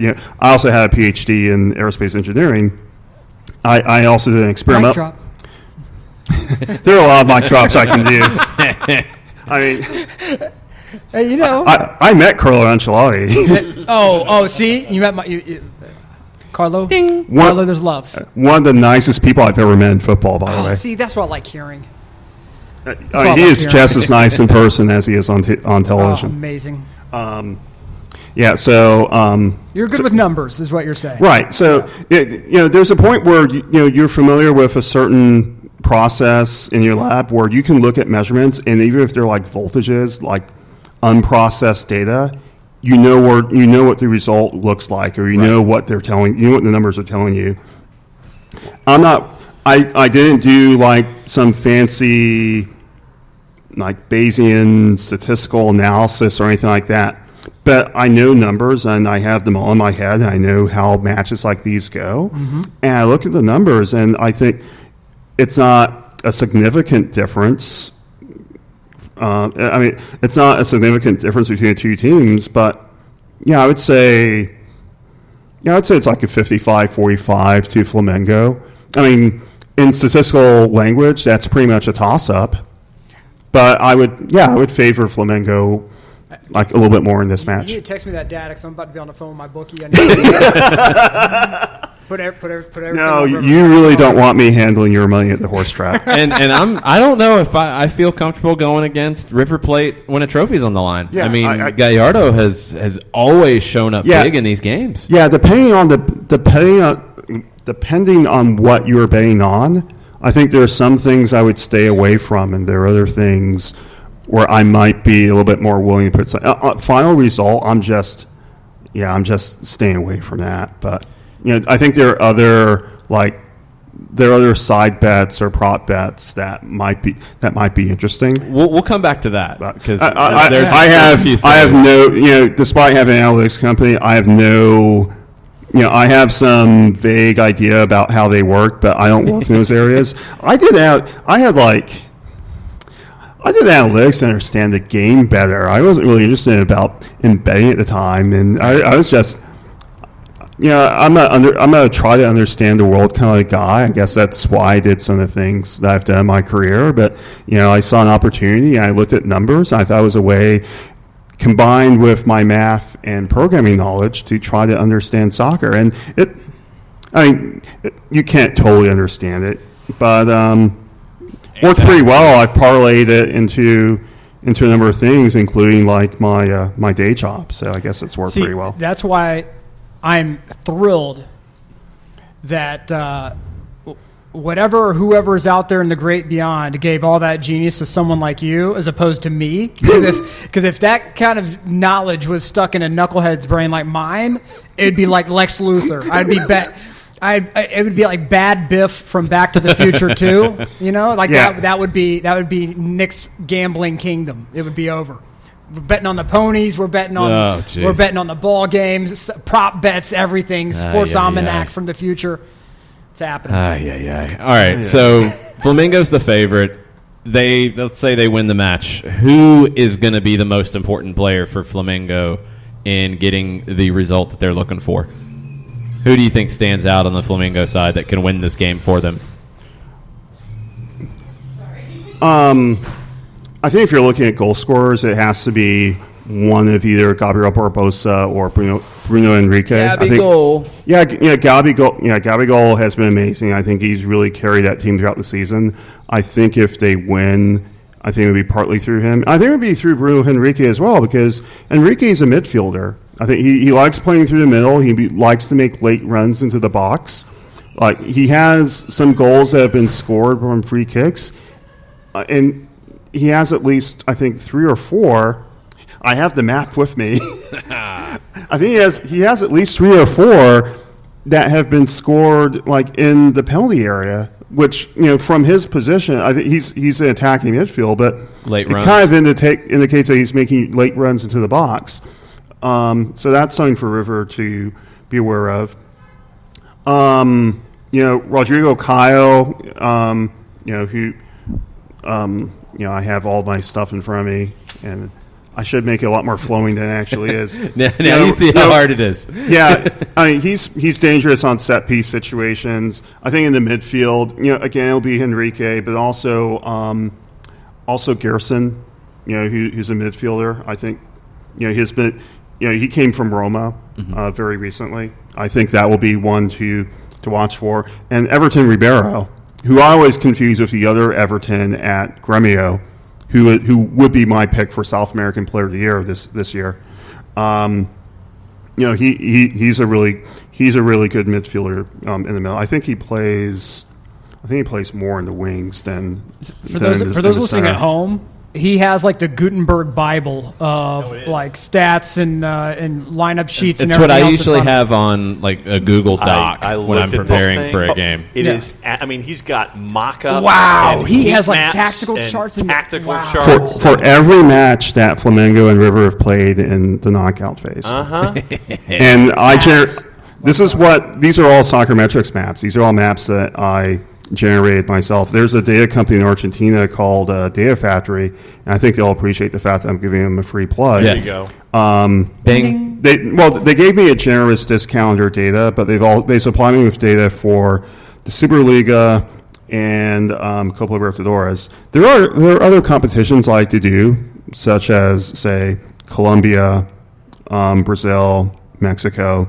I don't have the money for various reasons. One of them being that I just purchased the house and I close it on Friday. Yes. Hey, Howard, I'm just saying, like, there's But hey, if people want to support that, if people want to support it through donations, I tried this years ago, and people thought that what I was doing was really cool. They just weren't willing to pay for it.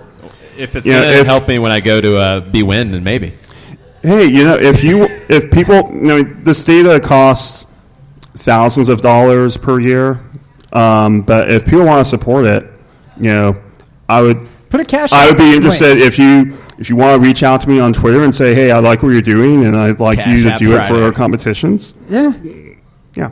Hey, we can make. I'll make a phone call. Yes. We'll make some things happen. Nick knows some people. I know some people. We can figure this out. Yeah. Yeah, let's talk about it. All Let's All talk right, after so this. let's go to the underdog, River Plate. It's weird that River's the underdog in this, but I mean, I think they are. We're facing a team like Flamengo, who's won 25 in or hasn't lost in 25. And also a team that hasn't won this competition almost 40 years. Yeah, and River's had great success. in Right. it. So, and who was the star player from that year?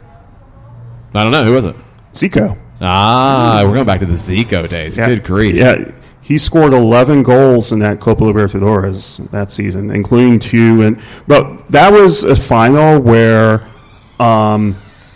if either team won the first 2 matches, they played a third match in a neutral site. See, the old MLS best out of 3, it wasn't Yes. that crazy. It happened in other places. Look, I still love the run-up PKs. You know what? It's a very love those important things. anniversary today. 20 years ago, MLS got rid of that. They got rid of the shootout 20 years ago today. Yeah, Josh Wolf tore his ACL practicing the shootout that's things. true. I will say that I played in a rec league soccer game down in Savannah that still does the run-up PKs. Nice. And Savannah Rebels. And I'm okay, guys. I know that I'm a towering physical specimen here at Not 5'5", true. 155. But for some reason, in their infinite wisdom, they put me in goal. And Why would anybody do that? I Were don't the know. goals small? No, they weren't. They were of decent size. And Did everybody else have broken legs? No, I know. Look, trust me. I am as baffled by that decision as you are. What was the rationale? Did they tell you? No, Were these I don't know if it's age, I don't know U12s? what it was. Did these people hate you? One of them was my uncle, so probably. Oh, Like well, there the you old go. BYU soccer comedy sketch. Yes, but the thing is that I remember the old Thrashers goalkeeper. The nickname was Moose, right? Yeah, Johan Hedberg. There you go. And he used to come out, right, and then would drop back, and I mirrored that, and I made the save, the critical save that won us the game. Thanks there, Moose. I appreciate Oh, that. my goodness. I'm just saying, MLS had some good things. Yes, no, they There. have. The 2 out of 3, maybe not. But, okay, so River comes into this as the defending champion, yet the underdog. How do they keep their trophy? I think it's really through the play in the middle. I think I'm really going to be interested in seeing how they match up against Flamengo's midfield, because I think this will be the best midfield they've faced this year, and probably the rest of the 1920 season. So I think that'll be good. They're not very strong in set pieces. They've scored very few of that. They're really strong in drawing penalties. I think they've had more penalties called in their favor than any other team in the knockout phase, and they've scored more penalties than anyone else. I think I'm particularly interested in their play on the wings, because I think they've gotten a lot of purchase from that in previous matches.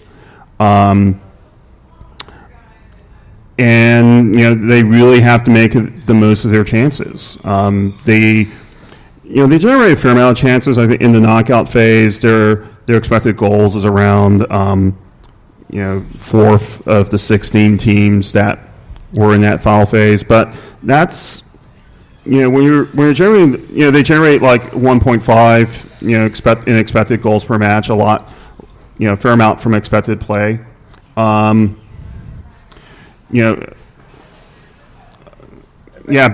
Flamengo generates significantly more. And I think it's really going to have to come from the defense. It's really going to have to come down to their defense, because that's what's carried River throughout this competition. They've only allowed 2 goals in the entire knockout phase. So as they've only scored 5. Mm-hmm. They've only scored 5, and I'm looking at the scorers, and it's Rafael Borré, who scored 2. Matias Suarez and Nacho Fernandez. Well, Matias Suarez hasn't scored any, but he's high in XG. But Ignacio Fernandez has scored 2. So between Fernandez and Borré, you have 4 of the 5 goals that River have scored across all 6 of their knockout matches. And how many is that for Flamengo? 11. Okay, so if I'm a gambling man, not that I am. Sorry, honey, don't pay any attention to that. But all I'm saying is that concerns me. I need goals to. Yes. I need more options. I'm going to dumb it down here. I need somebody. I need a team. I'm going to put my money on a team that has number one far more goal scorers, and because if I see a team that's one dimensional in a game like this, it terrifies me. It just terrifies me. If this is a 120-minute match potentially. There's extra time and penalties if necessary. If it goes to penalties, I have a lot more faith in River than Flamengo because of Franco Armani. I'll buy that. But Diego Alves, he came from where did he come from? He came from Valencia last season. That's not too far of a drop off from Armani. So that's all. I would give that in that situation. I would give a slight advantage to River, just as I would give a slight advantage to Flamengo. But yeah, it's. I don't think this is a type of match. I don't see River just defending and holding on for penalties, but I don't think it's the type of match you would want to see go to penalties if you're either team, but especially River. Right. Are we doing our picks portion now, or are we holding off? I think it is that time. It is time to make some predictions. Okay. John, do you want to go with your odds that you've pulled up over here? I pulled up something that was a little shorter. What did you have? Minus 167? At minus 167 to Flamengo to lift the cup and plus 120 to River. Okay. I had, courtesy of our friends at Nicer Odds. .co.uk. Okay. Flamengo was started at minus 125. They're now at minus 139 to lift. River Plate started and has had a range of plus 105 to minus 111, actually. Okay. Wow. And they are now back to plus 105. So Intertops can give you minus 111. Bet365 gives you plus 105. Because of all of that schizophrenia, I'll go River, and I will go extra time. I will go 2-1. River 2-1 extra time. Okay. There's a lot of movement on that line. Yeah. It's a tough one. No, I totally understand the movement. There was some concern about injuries. Obviously, Quintero is the most obvious one. There was a concern about Enzo Perez. He suffered a shoulder injury not too long ago. He was in training today, and he participated in full training, so there's a lot more confidence that he'll be in the starting lineup on Saturday. And I think Enzo Perez is a really critical piece because I don't know. I think the formations I've seen has had River deployed with a central holding midfielder, and that would be Enzo Perez. And you really need Perez there, to hold off against the midfield that Flamengo have. I think if Perez wasn't there, River would be in a really serious disadvantage. And of course, the elephant in the room is Quintero. Does he play? And if he does, when does he appear? So he came on in the 68th minute in that Copa Argentina semifinal. There's been concern about him aggravating the injury. Yeah, it was interesting. Like the concern that I saw in the Argentine press was that River were bringing Quintero on too slowly as opposed to too quickly. They're like, you've played him in bits and pieces. you just put him out for 90 minutes and see what he can do. He hasn't built up. It's like they've kept him on a minutes restriction too long, it feels like. Exactly. So, this is a really tough one. Sometimes you get finals where it feels like it's an obvious pick. Sometimes you get finals where, one team is just clearly better than the other. And Libertadores, I think, lends itself to that at times. This one isn't. These two teams feel very, very evenly matched. I do lean to River just because they've been there and done that, and that experience I think can help them through. And a player who has come back from injury here lately that I don't know. I feel like he's just a big game player for them is Lucas Prato. I think Prato, who started the Copa Argentina semifinal up front with Borre, that might be the glimpse of how they're going to play. It looks like they played a little bit of a 4-4-2 kind of diamond in that game with their midfield and two up top to try to pressure. Prato could be the wild card for me. I think River wins it. I think they win it.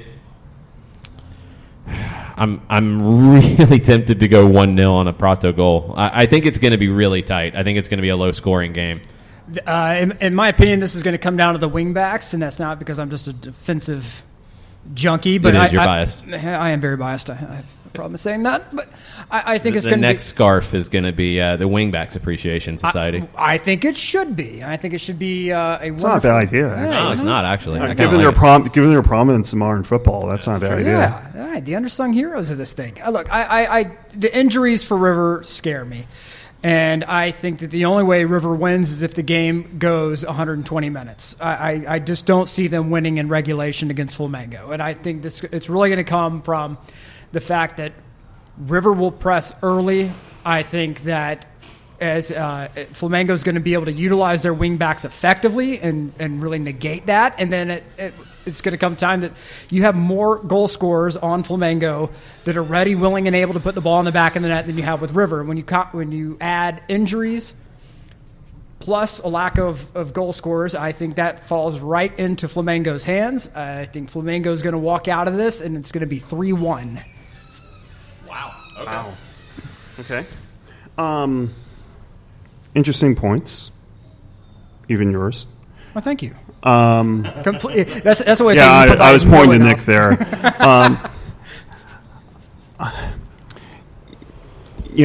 I think I said in previous posts on Twitter that these were the two best teams in competition as opposed to the last two teams in competition. You don't necessarily get that impression from all the statistics, but I think that these are two teams that play, I'm not going to say in the same way, but not totally dissimilar ways. They like to bring their wing backs forward. Flamengo likes to play through the middle more. They both have strong midfields. I think Flamengo's midfield is a little bit stronger. I think the battle between Enzo Perez and whoever he faces up to in the Flamengo forward half of the midfield is going to be really critical to the outcome of the match, and also if Enzo Perez is able to put in or send in really probing balls from his position, that could be a weapon. I said River's not very strong at free kicks. That's not a huge strength of Flamengo, but River's defense in general has really carried him throughout this tournament. Yeah, it's the kind of match you feel is equally likely to be a relatively high scoring match, but also kind of match that could be like a stalemate where you have the teams canceling each other out. So I think it's going to be more like a classic European final than a South American final. I have it going, and I will change this number of times. As of Monday, it is. I have it going 1-1 after 120, and Flamengo wins on penalties, and Zico leaves a very happy man. Zico comes right because he doesn't have 40 years on his. He doesn't have like 40 years of like saying that he was the last team to be successful in CONMEBOL anymore. Zico comes running out on the field and carries the goalkeeper off after saving the penalty. Yeah, I don't know. I think he's mellowed down a lot of his old age, but he just might do that. The fluctuating line tells me that somebody knows something.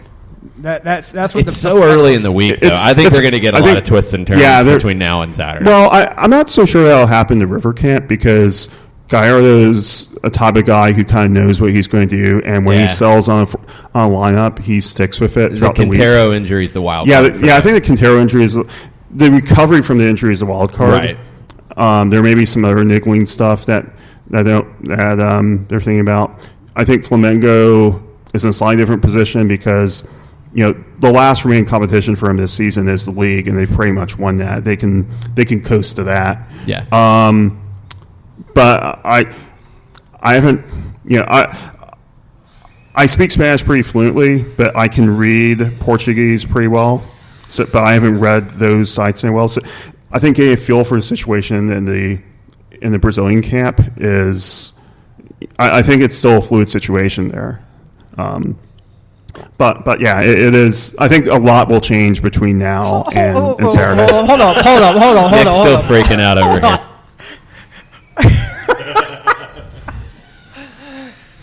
Howard over here like planting flags on the moon. Like, that time I went up and I was reading Portuguese as I was parking the lunar lander, and Portuguese completely throws me off. I built this myself. What? I was writing something in Russian too. Look at this guy. Look at this guy. That's absurd. What? That's absurd. I'm a language hound. I worked for a speech company before I did my current job. Do you want to know which languages I kind of speak? Okay. Well, I speak Spanish. I studied Spanish for 30 plus years. I did Japanese in school. I've forgotten most of that, but that's still fascinating to me. Mm-hmm. I did Italian for a couple of years, and I can read Gazzetta. I can actually read like 56% of the words in Gazzetta pretty well. Right. Spoken is a little bit of a challenge. It's been a while. It is. Portuguese I can read it. I can speak it semi decently. German I tried. German I would have loved to have gotten into a lot more.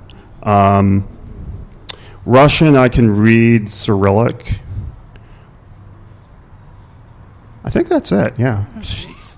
We have the United Nations here. Howard. That's his new nickname now is United Nations. Now with the PhD. UN Sachrometrics. You know what I'm saying? The silly season window will go through. All the rumors. I was your way. I was the nerd. Yeah, I was the nerd who my elementary school librarian gave like the set of old 1969 World Book encyclopedias to carry home because I was reading them all the time, and I read the encyclopedia from cover to cover, A to Z. That's what I'm talking about. And when we're connected on Facebook now, and she's saying, "Yeah, you're still the same kid. You're still the same kid who was loading home that set of encyclopedias home." And I said, "I still do that today." That's right. And she said, "Why am I not surprised?" Transfer rumors. It's going to be again. Seriously, all through. We'll get the Russian rumors. The great thing is that my parents immigrated from Jamaica 50 years ago. And, I graduated with a PhD from Stanford 15 years ago. It's not a bad life. That's not bad. Not bad at all. It's not a bad trajectory. Opportunities. Jamaica and Guyana are okay, so America. Give me the score. No, penalties. There was penalties. I gave you a score. I said 1-1. 1-1 after extra time, and Flamengo wins some penalties. Flamengo wins the penalties. Do you care today? Do you care to put a number on the... No, I don't give a number on the penalties. He doesn't do numbers. All right. Forget that. Hey, look, man. I'm out here trying to secure the bag. I know. All right. So, that's all I'm saying. So Saturday, 3:30 is kickoff, I believe. I think that's right, or 3:30 broadcast. It'll be slightly after that. It is on BN Sport. There will be a viewing party here at the Brewhouse Cafe for this match. Wear your River shirt, wear your Flamengo shirt, wear whatever shirt you want. Come on in and hang out. Definitely going to be into that one. I'm looking forward to that this weekend more than anything else. League play will resume. There's some interesting matches this weekend. We'll get into all of that as we go this week on Crumpets and Espresso and maybe Mate and maybe Iron Brew or whatever other point of league order we throw in. Yes. Point of order. Yes. Thank you. I appreciate the right good gentleman from Eagles Landing acknowledging my time on the microphone. Yep. I would like to say that there will be... I can turn the mic off. He's reversing the show titles, what he's doing. No, what I'm saying is I will be reporting from a different area. Yes. So I will not necessarily be a part of the main line of Crumpets and Espresso. Mainlining C and E. No, there is no main line of Crumpets I'm and just Espresso. saying, like they're like, however, no, because it's an absolutely wild editing session for you. I'm sure. Yes, it's good times. But I will DJ be comes sending out. video content in from an undisclosed location. So I'm going to have to rip that into audio and then probably cut it up. I'm just saying.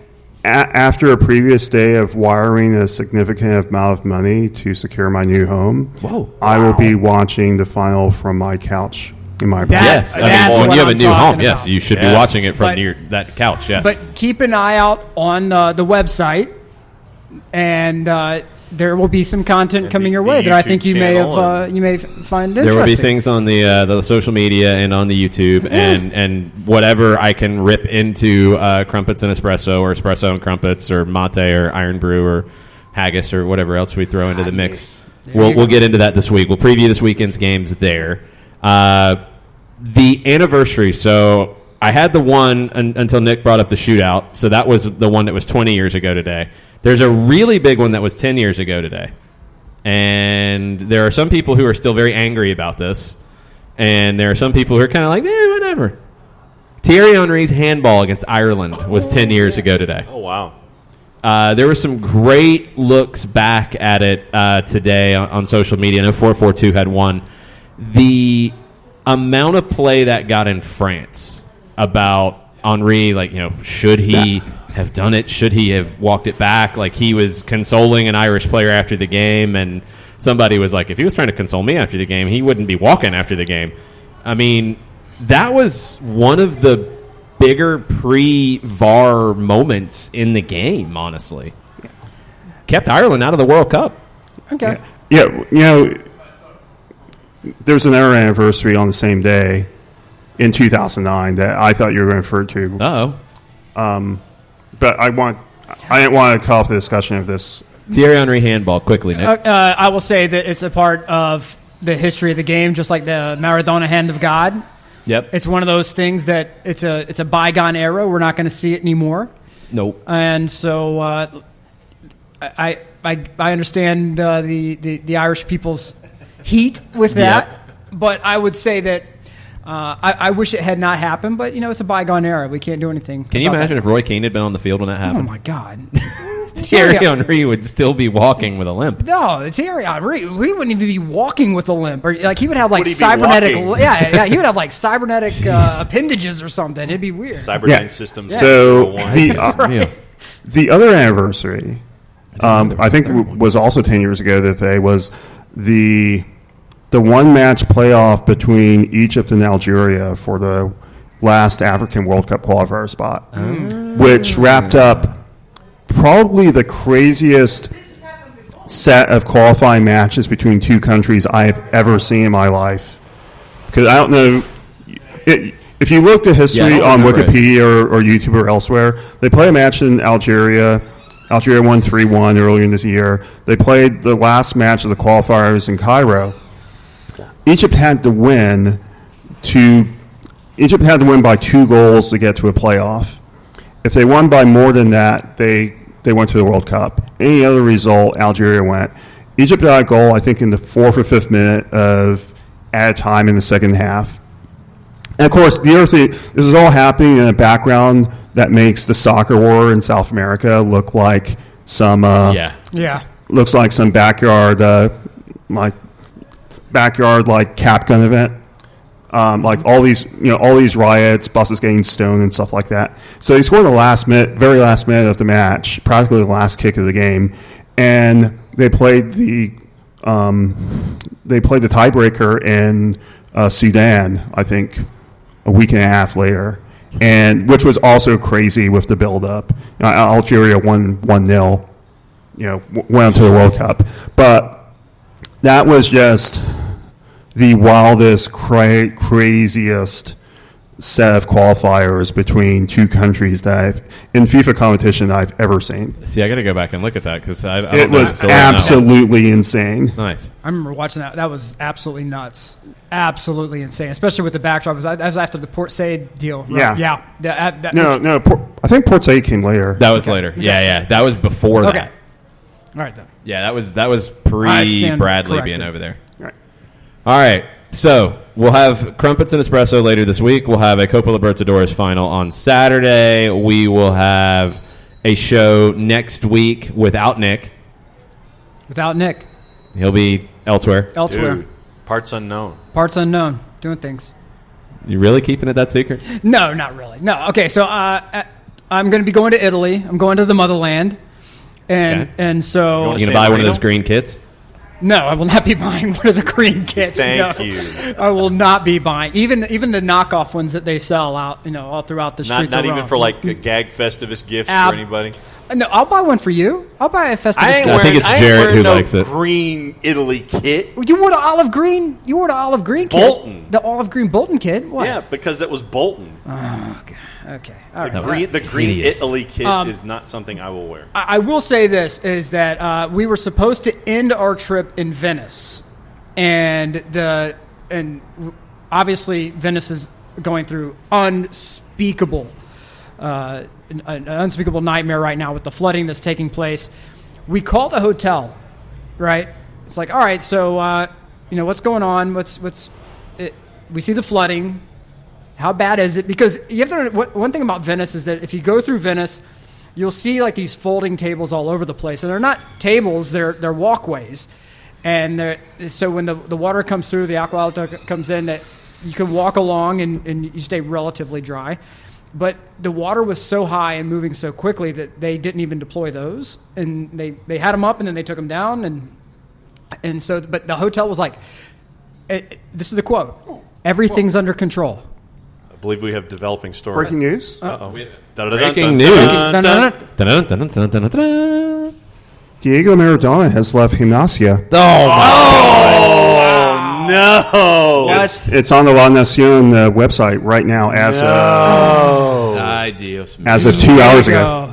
Diego, my guy. What in the world is going on now? I saw this bubbling up and was like, okay, this is just typical Maradona being Maradona.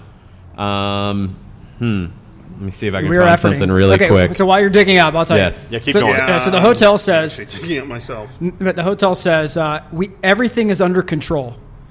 Not like, hey, keep your reservations, it's all good. No, everything is under control. To which immediately I hit up Twitter, and the Venetian mayor is saying it is a disaster of apocalyptic proportions. Wow. It's going to cost over $1 billion, €1 billion to get everything fixed. They're shutting down the water taxis. The city's flooded. People are evacuating. It could be the end of the city. So we're like, hey, we got family in Padua, right? Yeah. Okay. So we're going to go to Padua. So we're stopping the train 20 minutes early, and I will be reporting from Rome, Florence, and Padua. Do they have a monument to Alexi Lawless there? Absolutely not. Absolutely not. But I will be asking some people there, mainly my family members, what they think of one Mr. Alexi Lawless, and then we'll bring him into the conversation and get some. Why are you got over here, grumpy man again? Okay, Yeah. So we went to Serie A. So I'm reading the report. Well at Padova. Padova was nothing. So I'm reading the report on the La Nacion website, and it seems that the determining factor was the current president of the club decided not to run again. And I think he was the guy who brought Maradona. Their election's coming up very shortly, and he decided to resign ahead of that. Okay. I mean, you are right. Gimnasia are going down. Yeah, there's no way. It's almost. I thought there was, which is funny because they were on this. I think there was a period. I think they had won a couple of matches, and they've actually done well. I mean, he's done well there. Right, like, he's gotten more out of them than anybody else did in 3 years. He got more of them than I ever expected. Yeah. So I thought, well, maybe there's an outside chance, coming up, because not only you have the league, you have the League Cup as well. But maybe they decided, look, we're going down. We might as well get ready for that. Yeah, But look, let's be honest, Diego. We all kind of knew that Diego would not really last the season. Oh, right? no. I mean, I don't think anybody was really expecting Diego to go the distance. But it is sad for it's sad for the boys. It's sad for him because he needs to be doing something. Yeah. Because if he's not, I don't know how long he's with us. But the fans the fans were so in to Diego being there, and he put everything into it. I mean, that's the thing is like he gave it all, his all. Yeah, even from the throne, which was tremendous. By the way. It was amazing. But I never got the idea that he wasn't excited about being their manager. He looked like he was enjoying it. He was committed. Yeah, he was committed. So Ovacion has the tweet. Diego Maradona leaves Gimnasia after 8 matches, 3 wins, dances, and a throne. Yeah, about right. That's what it is. Yeah, that's all right. Oh. 8 matches. We will always have the throne. And Diego Cam. Yes. Diego Cam was the greatest. The camera just dedicated to watching him. I remember the tweet that Jared Smith made on that day, and he subtweeted he quote tweeted the picture of him in the chair, and he said, "Believe it or not, this was the 3rd craziest thing that happened that day." Oh yeah, easily. That was insane watching it. There are still some news things out there, and it's Maradona, so it will be Looney Tunes for who knows how long.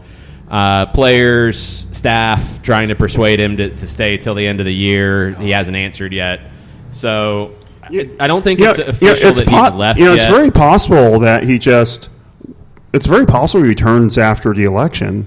That he waits for a new president to come in and maybe the president will ask him to come back, and if he doesn't, then he's gone. But there's no telling, so we'll keep an eye on it. We'll keep you posted. But as with Maradona, it'll probably turn 5 different ways between tomorrow's show. So Teise will be on in my place because I want to see what's going on. So bottom line is, Nick, you'll be in the home country in some undisclosed, unknown as of yet location you've been redirected to. Well, you'll be in Padova. You'll be looking for Alexi Lalas. Yeah, and that was the fun and the how we found the hotel, because understand everybody is fleeing Venice, when I see pictures of people from Venice, they're floating their luggage through St. Mark's. Peace out, y'all. Yeah, and so everybody has taken to either Treviso or Padova, and the hotels are filling up. So the fact that we got a great hotel is a minor miracle, and families there. And provided you haven't been bumped in your reservation. Oh, no, we have not, because my cousin's in law enforcement in Padova, and that's not happening. Hello. And my uncle Umberto it's his 90th birthday, but he's an Italian 4-star general. We're not going anywhere. No. All right. Padova's my town. Okay. All right. We're showing up there. We're gonna go to Bar Nazionale. We're gonna be having some spritzes. We're gonna be. You're gonna walk in and say you know Alexi Lalas. I'm gonna walk in. I'm gonna say. I don't know Alexi Lalas. I don't know. I think they like Alexi. Look, we will get it on camera. I have ordered a fantastic camera just for this adventure. Nice. Well, no, for this adventure to start. To start. No. This we got. So it's going to start here. It's going on. No. It's a 360 camera. So everywhere Nick goes, you're going to get the full 360 vision. Whatever I'm seeing, you're seeing, and it's going to be something for the SDH universe. Whenever you guys go to an event somewhere, we're going to have 360 vision. You're going to be able to see what the environment is like. So it's going to be something amazing. And all this happens as we do things like these scarf sales and the shirt sales and everything else. Very nice. Be a part of it. Yes. When you're a part of this, it helps grow the cool stuff that we can do. Don't be a panqueque. No. Because if you were the opposite of a panqueque and you help us make the ultimate dream possible, which is world domination, putting an SDH logo on Defensa It's going to have to be Defensa Justicia. It's going to have to be. They have like a sponsorship logo. We can't put it on Gimnasia. No. Yeah. So, but yeah. So I will be doing video drops from Italy with the SDH cam. We're going to have an official appearance over there. SDH cam. And stick around with it because it's going to be fun. It's going to be a lot of fun. I'll show you guys where to go in the cities, the places outside of the tourist districts to get the good food. It's like Rick Steves, but better. Yeah, it's Rick Steves with a soccer kick. That's the thing. Okay. It's the, what's the guy who does it in Mexico? Rick Bayless. There you go. Yeah, he's good. All right. I like his stuff, so you can be like him. Yeah, so, and you know, the good things like going to Bar Nazionale and get the spritzes and Padova. And it's a 20-minute train ride outside of Venice. So even if you go to Venice, It's a 20-minute train ride, and you are out of tourist zones, and it's a beautiful city. So. All right, we've went 27 minutes over. It happens occasionally. Yeah. So CONCACAF. What of it? Yeah, it's true. We'll have a show in the morning. We'll talk a lot of expansion draft because it will be happening tomorrow evening. Lots of rumors as MLS silly season ramps up. Offers reportedly on the table for Cavani that are rather large. We'll see what happens there. We'll get into all of that in the morning on SDH, and we'll be back later in the week with some crumpets and espresso and more stuff for y'all then. So until then, Nick. Mucha Euro, y'all. All the lira. Sky Miles.